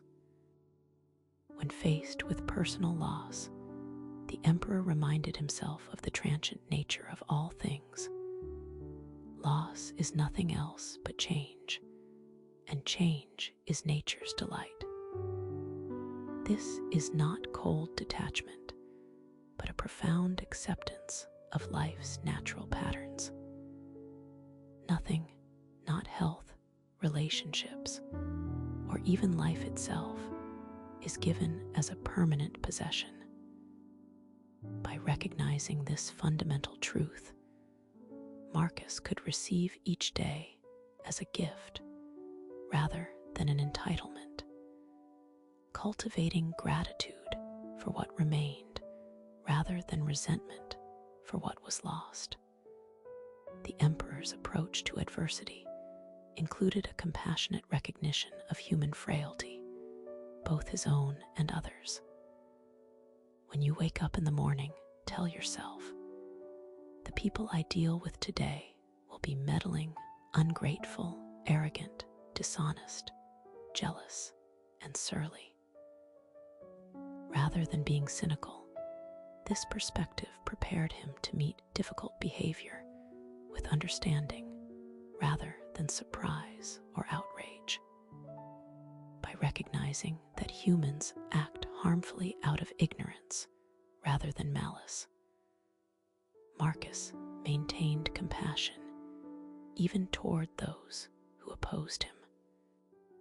When difficulties seemed overwhelming, Marcus practiced breaking them down into manageable portions. Do not disturb yourself by thinking of the whole of your life. Do not let your thoughts at once embrace all the various troubles that you may expect to befall you. But on every occasion ask yourself, what is there in this which is intolerable and past bearing?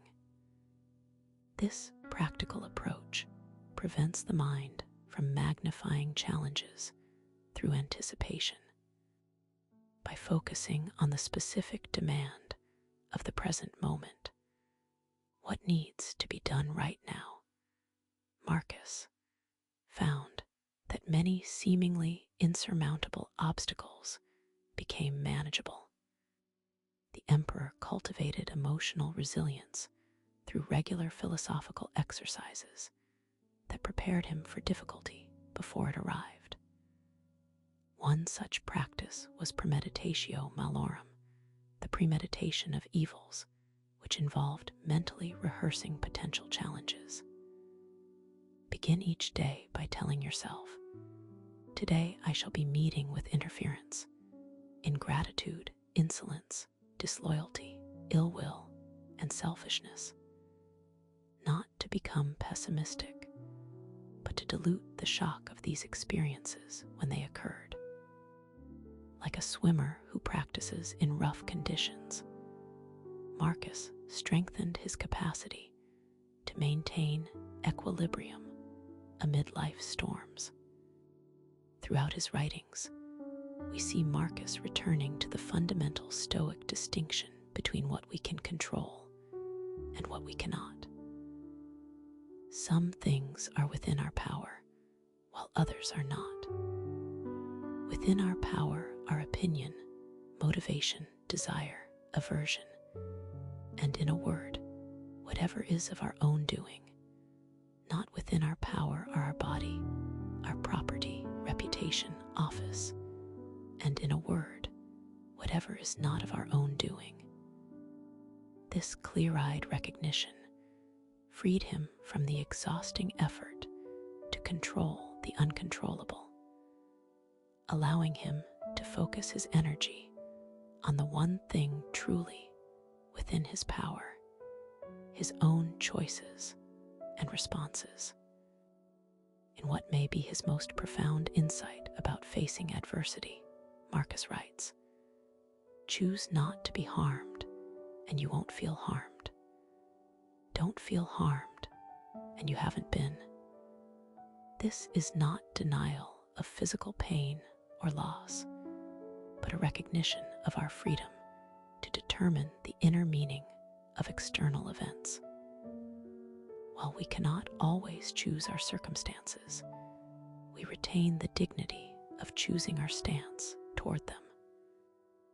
In this inner freedom, Marcus found an unshakable core of serenity that sustained him through personal tragedy and imperial crisis alike.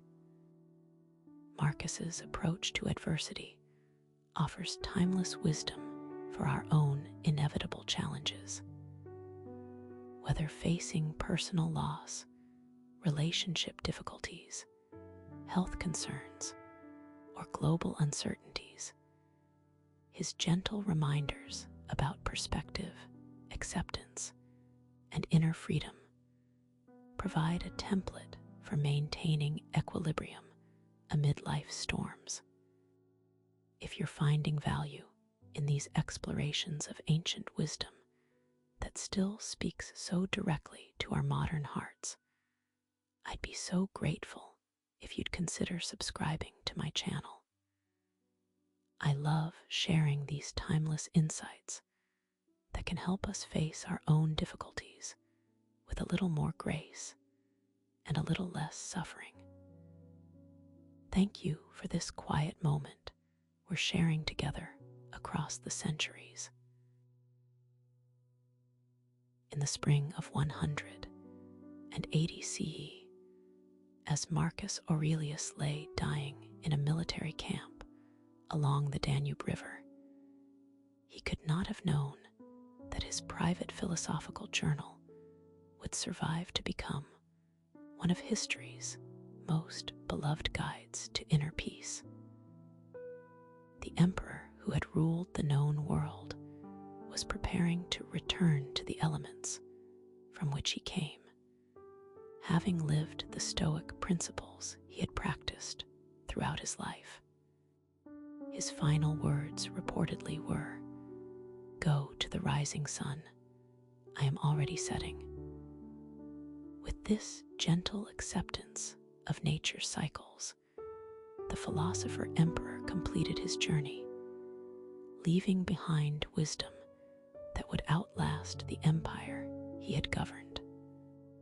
The survival of the Meditations is itself remarkable, a testament to the power of these unassuming reflections to touch something essential in the human spirit.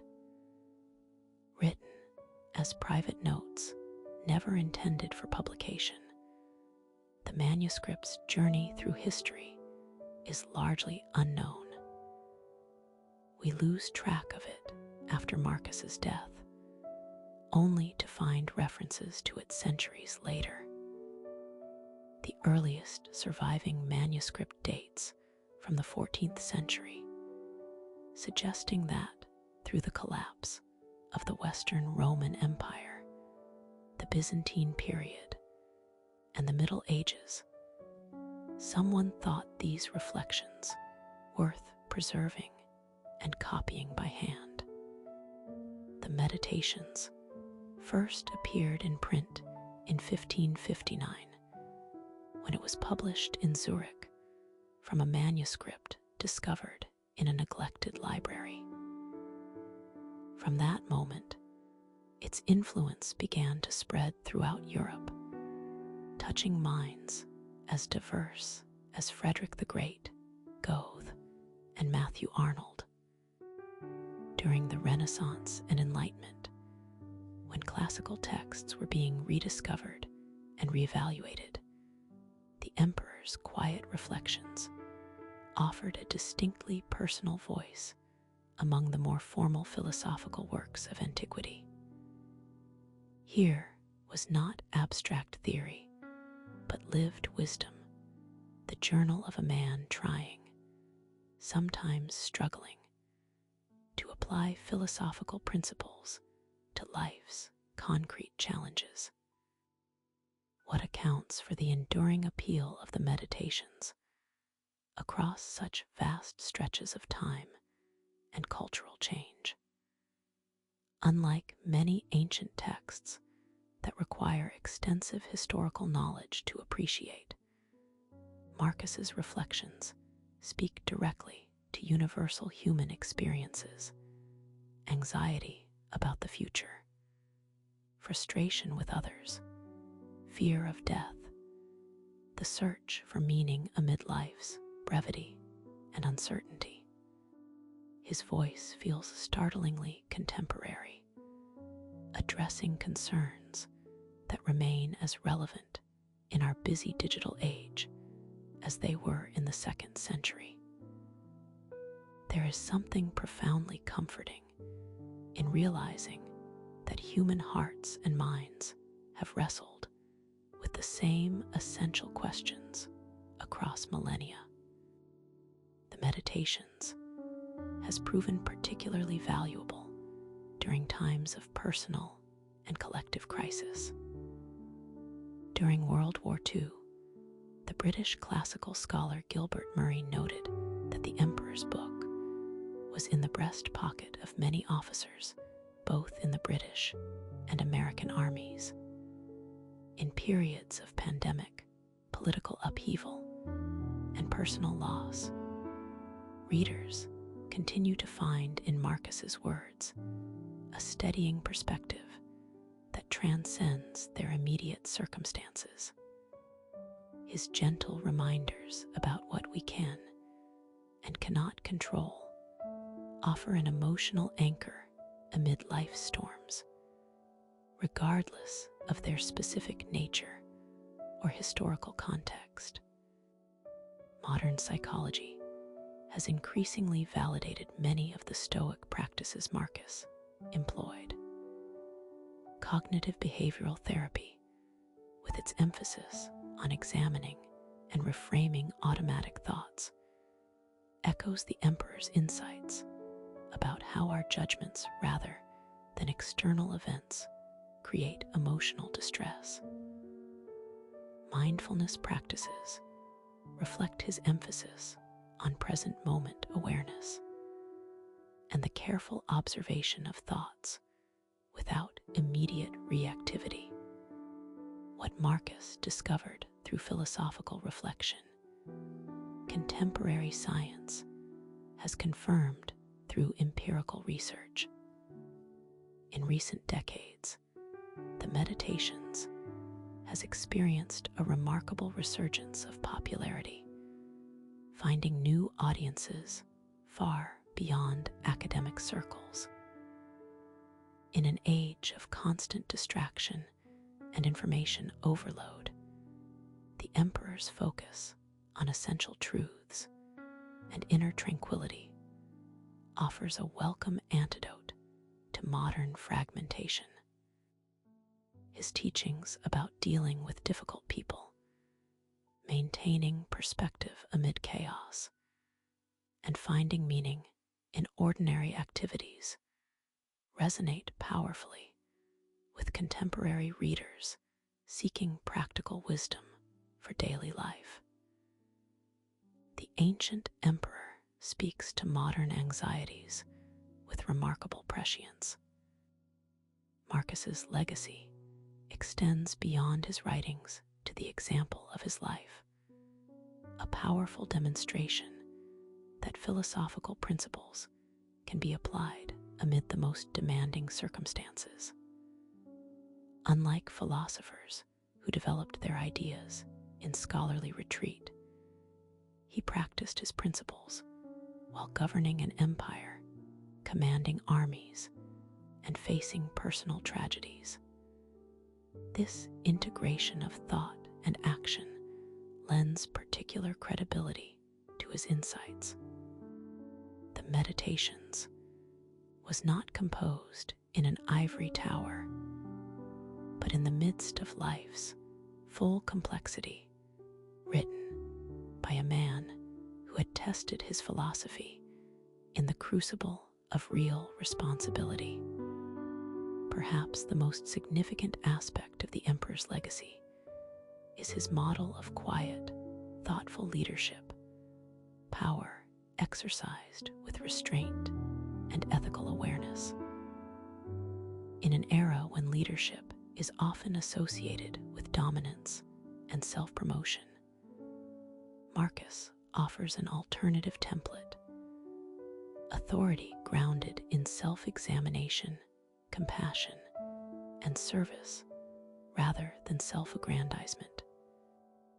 His example suggests that genuine strength lies not in imposing one's will, but in maintaining inner integrity amid the temptations and pressures of power.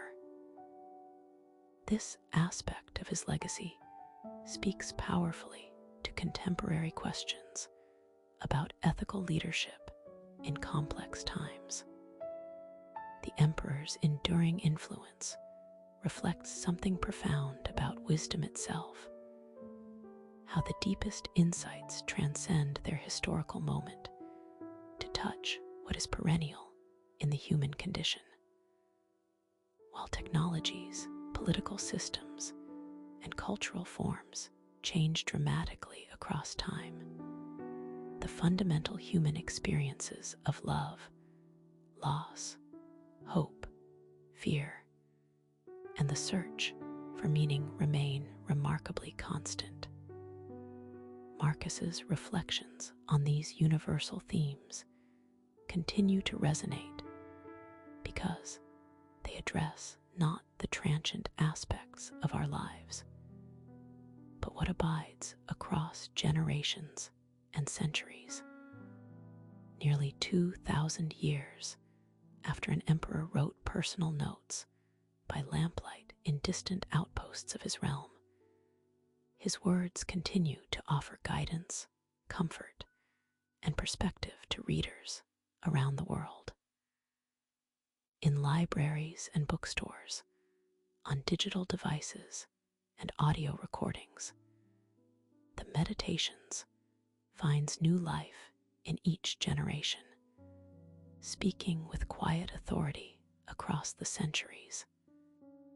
What began as one man's private philosophical practice has become a timeless resource for all who seek inner peace amid life's inevitable challenges.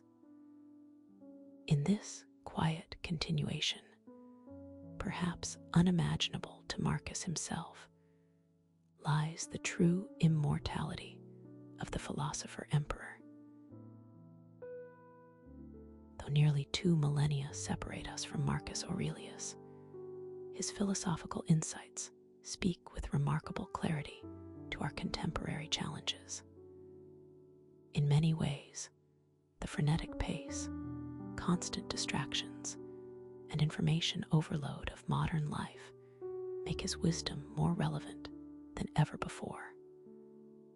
While the specific pressures we face might differ from those of ancient Rome, the fundamental human tendency toward anxiety, frustration, and misplaced values remains unchanged. The offers gentle reminders about perspective, presence, and inner tranquility, offer practical guidance for navigating our complex modern world. Perhaps the most immediately applicable aspect of Stoic practice is the dichotomy of control, the clear-eyed recognition of what lies within our power and what does not. In an age of endless news cycles reporting global crises and algorithmic social media designed to provoke emotional reactions, this distinction provides a crucial sanctuary for mental health.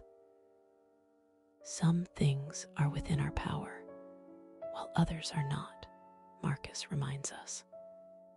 By focusing our energy on what we can influence, our own responses, choices, and actions, rather than becoming overwhelmed by what we cannot control, we reclaim agency amid apparent chaos. The Emperor's practice of morning reflection offers a powerful alternative to how many of us begin our days. Rather than immediately checking email or scrolling through social media, exposing our minds to others' demands and opinions before we've even fully awakened, we might follow Marcus's example of setting intentional foundations for the day ahead. A few moments of quiet contemplation about our values and priorities, perhaps combined with gentle preparation for anticipated challenges, can establish a centered presence that technology often fragments. This morning ritual creates a compass that helps navigate the day from our own values rather than external pressures. Marcus's insights about dealing with difficult people have particular relevance in our polarized era. His reminder that irritating behavior stems from others' mistaken beliefs rather than malice offers a compassionate perspective that can diffuse reactive anger. When you wake up in the morning, tell yourself, the people I deal with today will be meddling, ungrateful, arrogant, dishonest, jealous, and surly. They are like this because they can't tell good from bad. This isn't cynicism, but preparation, a way to meet others' limitations with understanding rather than surprise or outrage. In an age of heightened social division, this perspective creates space for dialogue rather than dehumanization. The Emperor's emphasis on simplicity offers a powerful antidote to modern consumerism and status anxiety. Very little is needed to make a happy life. It is all within yourself, in your way of thinking, he writes. This insight challenges the constant cultural messaging that happiness requires the newest technology, the trendiest fashion, or the most enviable lifestyle. By distinguishing between genuine needs and culturally manufactured wants, we can find greater contentment with sufficient rather than excessive resources. This Stoic moderation also aligns with growing awareness of sustainability and environmental responsibility. Marcus's practice of examining impressions, pausing to question our automatic reactions before accepting them as truth, provides an essential tool for navigating misinformation and emotional manipulation. Don't let the force of an impression, when it first hits you, knock you off your feet. Just say to it, hold on a moment. Let me see who you are and what you represent. In an era of deepfakes, inflammatory headlines, and algorithmic bubbles, this careful discernment between appearance and reality becomes increasingly crucial. The philosophical pause between stimulus and response creates space for wisdom rather than reactivity. The emperor's reflections on mortality offer perspective in a culture that often avoids contemplating life's brevity. You could leave life right now. Let that determine what you do and say and think, he reminds himself. This memento mori practice, remembering we will die, serves not to induce anxiety, but to sharpen appreciation and clarify priorities. In our busy lives filled with seemingly urgent tasks, this cosmic perspective helps distinguish between genuine importance and mere urgency. What truly matters when viewed through the lens of our finite time becomes clearer, allowing us to invest our limited days in what brings authentic meaning. Marcus's approach to fame and external validation speaks directly to our social media age, where metrics of likes, followers, and views can become addictive sources of self-worth. Does the emerald lose its beauty for lack of admiration? He asks. This rhetorical question reminds us that genuine value exists independent of external recognition.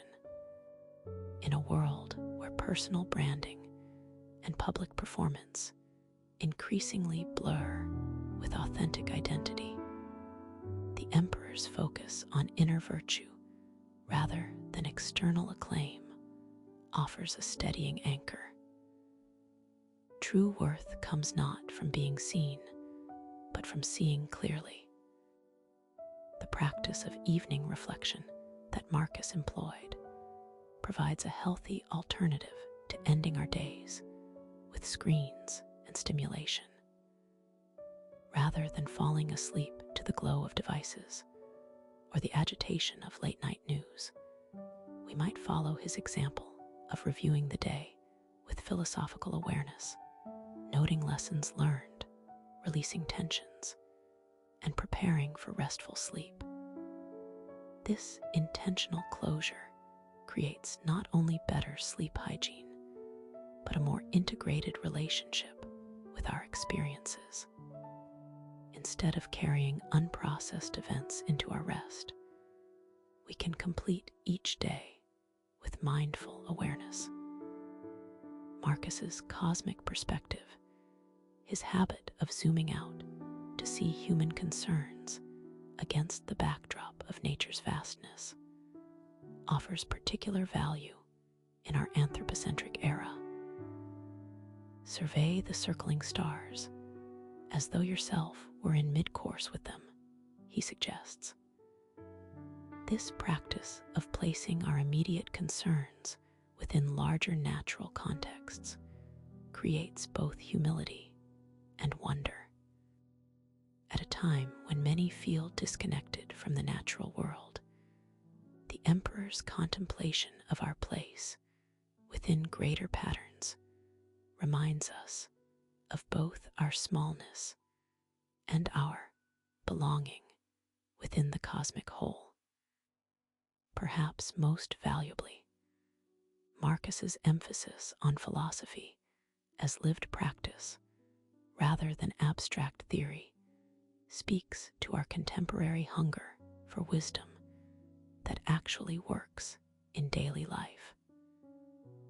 His Meditations shows a man not pontificating from a position of achieved perfection, but actively working with philosophical principles amid life's messiness. The repetitive nature of his reflections reveals someone returning again and again to core truths that required constant reinforcement, just as we too must repeatedly redirect our attention to what matters amid endless distractions. This honest struggle makes his wisdom more accessible than if it presented finished conclusions detached from the process of growth. The Emperor's gentle guidance continues to offer practical wisdom for navigating our complex modern world. Though technologies, political systems, and cultural forms have transformed dramatically since his time, the fundamental human need for inner tranquility amid external pressure remains unchanged.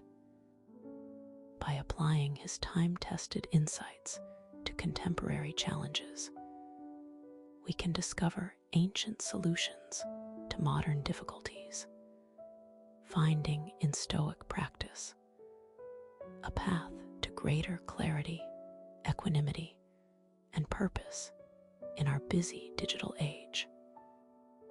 Marcus's enduring value lies not in providing easy answers, but in asking better questions, helping us examine our automatic assumptions about what constitutes success, happiness, and a life well lived. In a culture often characterized by distraction and superficiality, his depth of reflection invites us to pause, to consider, to look beneath appearances to what truly matters. This contemplative approach to living creates space for wisdom that reactive busyness often precludes. By slowing down to consider what ancient eyes might see in our modern condition, we gain perspective that time alone can provide. As our exploration of Marcus Aurelius and Stoic wisdom draws to a close, we find ourselves returning to a simple yet profound truth. The human search for inner peace transcends time, place, and circumstance. Though separated by nearly 2 millennia, we share with the philosopher emperor the fundamental experience of being human, with all its joy and sorrow, its uncertainty and potential. The quiet practices that sustained him amid imperial burdens continue to offer us a pathway to tranquility amid our own unique challenges. In this timeless relevance lies the true power of Stoic calm. What makes Marcus's approach to tranquility so enduring is its foundation in what remains constant amid life's endless changes. While technologies transform, empires rise and fall, and cultural forms evolve, certain fundamental aspects of human experience persist through the centuries. We still seek meaning amid uncertainty. We still navigate relationships with difficult people. We still face the inevitability of loss and death. We still struggle to maintain perspective amid the pressing demands of daily life. The emperor's gentle wisdom addresses not the transient aspects of existence, but these perennial human concerns.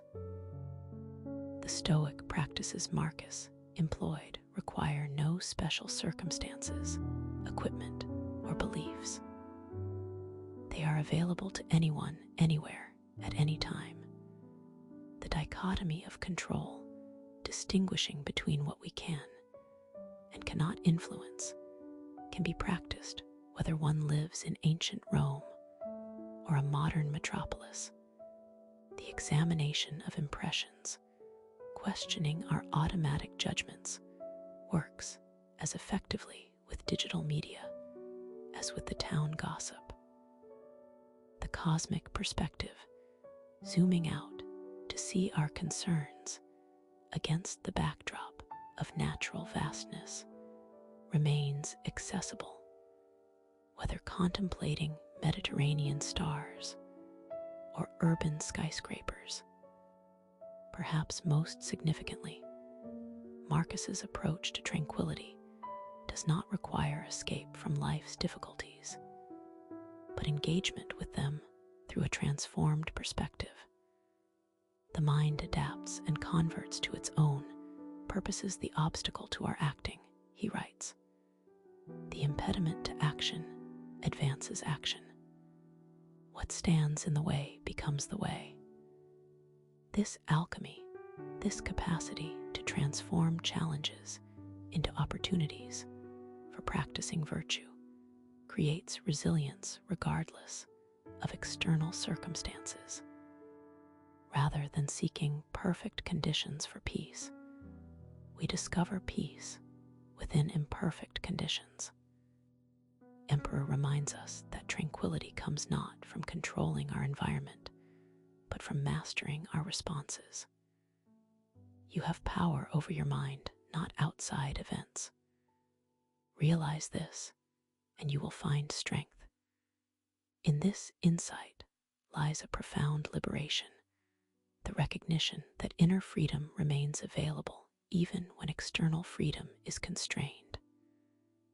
This understanding has sustained people through imprisonment, illness, oppression, and countless other difficult circumstances across the centuries. The fortress of the mind stands secure regardless of what besieges it. Marcus's gentle acceptance of nature's patterns offers particular comfort in times of transition and uncertainty. Observe how all things are continually being born of change.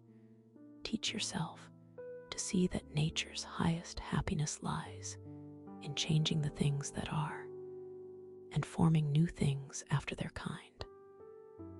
This perspective allows us to work with rather than against life's natural rhythms of growth, decay, and transformation. By aligning ourselves with these greater patterns, we discover tranquility, not in permanence, but in graceful participation in the dance of change. The Stoic emphasis on the present moment as the only point of genuine contact with life speaks directly to our contemporary struggle with distraction and fragmentation. Every hour, focus your mind attentively on the performance of the task in hand. With dignity, human sympathy, benevolence, and freedom, and leave aside all other thoughts. You will achieve this if you perform each action as if it were your last. This quality of presence, this wholehearted engagement with what is actually happening now, creates a natural tranquility that scattered attention cannot achieve. Throughout the meditations, we encounter not abstract principles, but the voice of a fellow human being working to live with integrity amid life's complexities.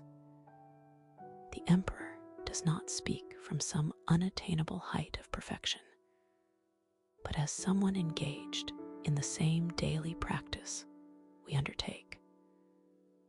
Waste no more time arguing about what a good man should be. Be one, he tells himself. This emphasis on philosophy as lived practice, rather than theoretical knowledge, makes his approach to tranquility accessible and practical. We need not understand every nuance of Stoic doctrine to begin implementing its core insights into our daily lives. Marcus reminds us that tranquility arises naturally when we align our lives with our deeper nature as rational beings capable of virtue. If you work at that which is before you, following right reason seriously vigorously, calmly, without allowing anything else to distract you, but keeping your divine part pure, as if you might be bound to give it back immediately. If you hold to this, expecting nothing, fearing nothing, but satisfied with your present activities according to nature, you will live a happy life. This natural alignment, this integrity between our actions and our deepest values, creates an unforced calm that no external validation can provide. Perhaps most comforting is the Emperor's recognition that the search for tranquility is not a linear journey toward perfect serenity, but a continuous practice of returning to center when we inevitably stray. When jarred, unavoidably, by circumstances, revert at once to yourself and don't lose the rhythm more than you can help. You'll have a better grasp of the harmony if you keep going back to it, he counsels. This gentle acknowledgement of our human tendency to lose our philosophical bearings, and the simple instruction to notice and return, creates a sustainable approach to tranquility that accommodates our imperfections rather than demanding unattainable consistency. As we conclude our exploration of Marcus Aurelius and Stoic calm, we might imagine the Emperor himself offering us a gentle reminder that true philosophy is not found in words, but in actions. Not in talking about tranquility, but in practicing it amidst whatever circumstances we face. His own life demonstrated that peace is possible, not because of perfect conditions, but because of philosophical perspective. This timeless wisdom continues to illuminate our path, offering guidance as relevant to our modern seeking as it was to an emperor's reflections nearly 2 millennia ago. I've so enjoyed sharing this journey through the peaceful wisdom of Marcus Aurelius with you. There's something deeply moving about how these ancient words still speak directly to our hearts across the centuries. If you found value in these quiet explorations of timeless wisdom, I'd be so grateful if you'd consider subscribing to my channel. Your support means everything and helps me continue creating these peaceful reflections that can bring a little more calm to our busy modern lives. I'd also love to hear in the comments how Marcus's wisdom resonates with your own journey. Thank you for this precious time we've shared together, and may you find moments of stoic tranquility in your days ahead.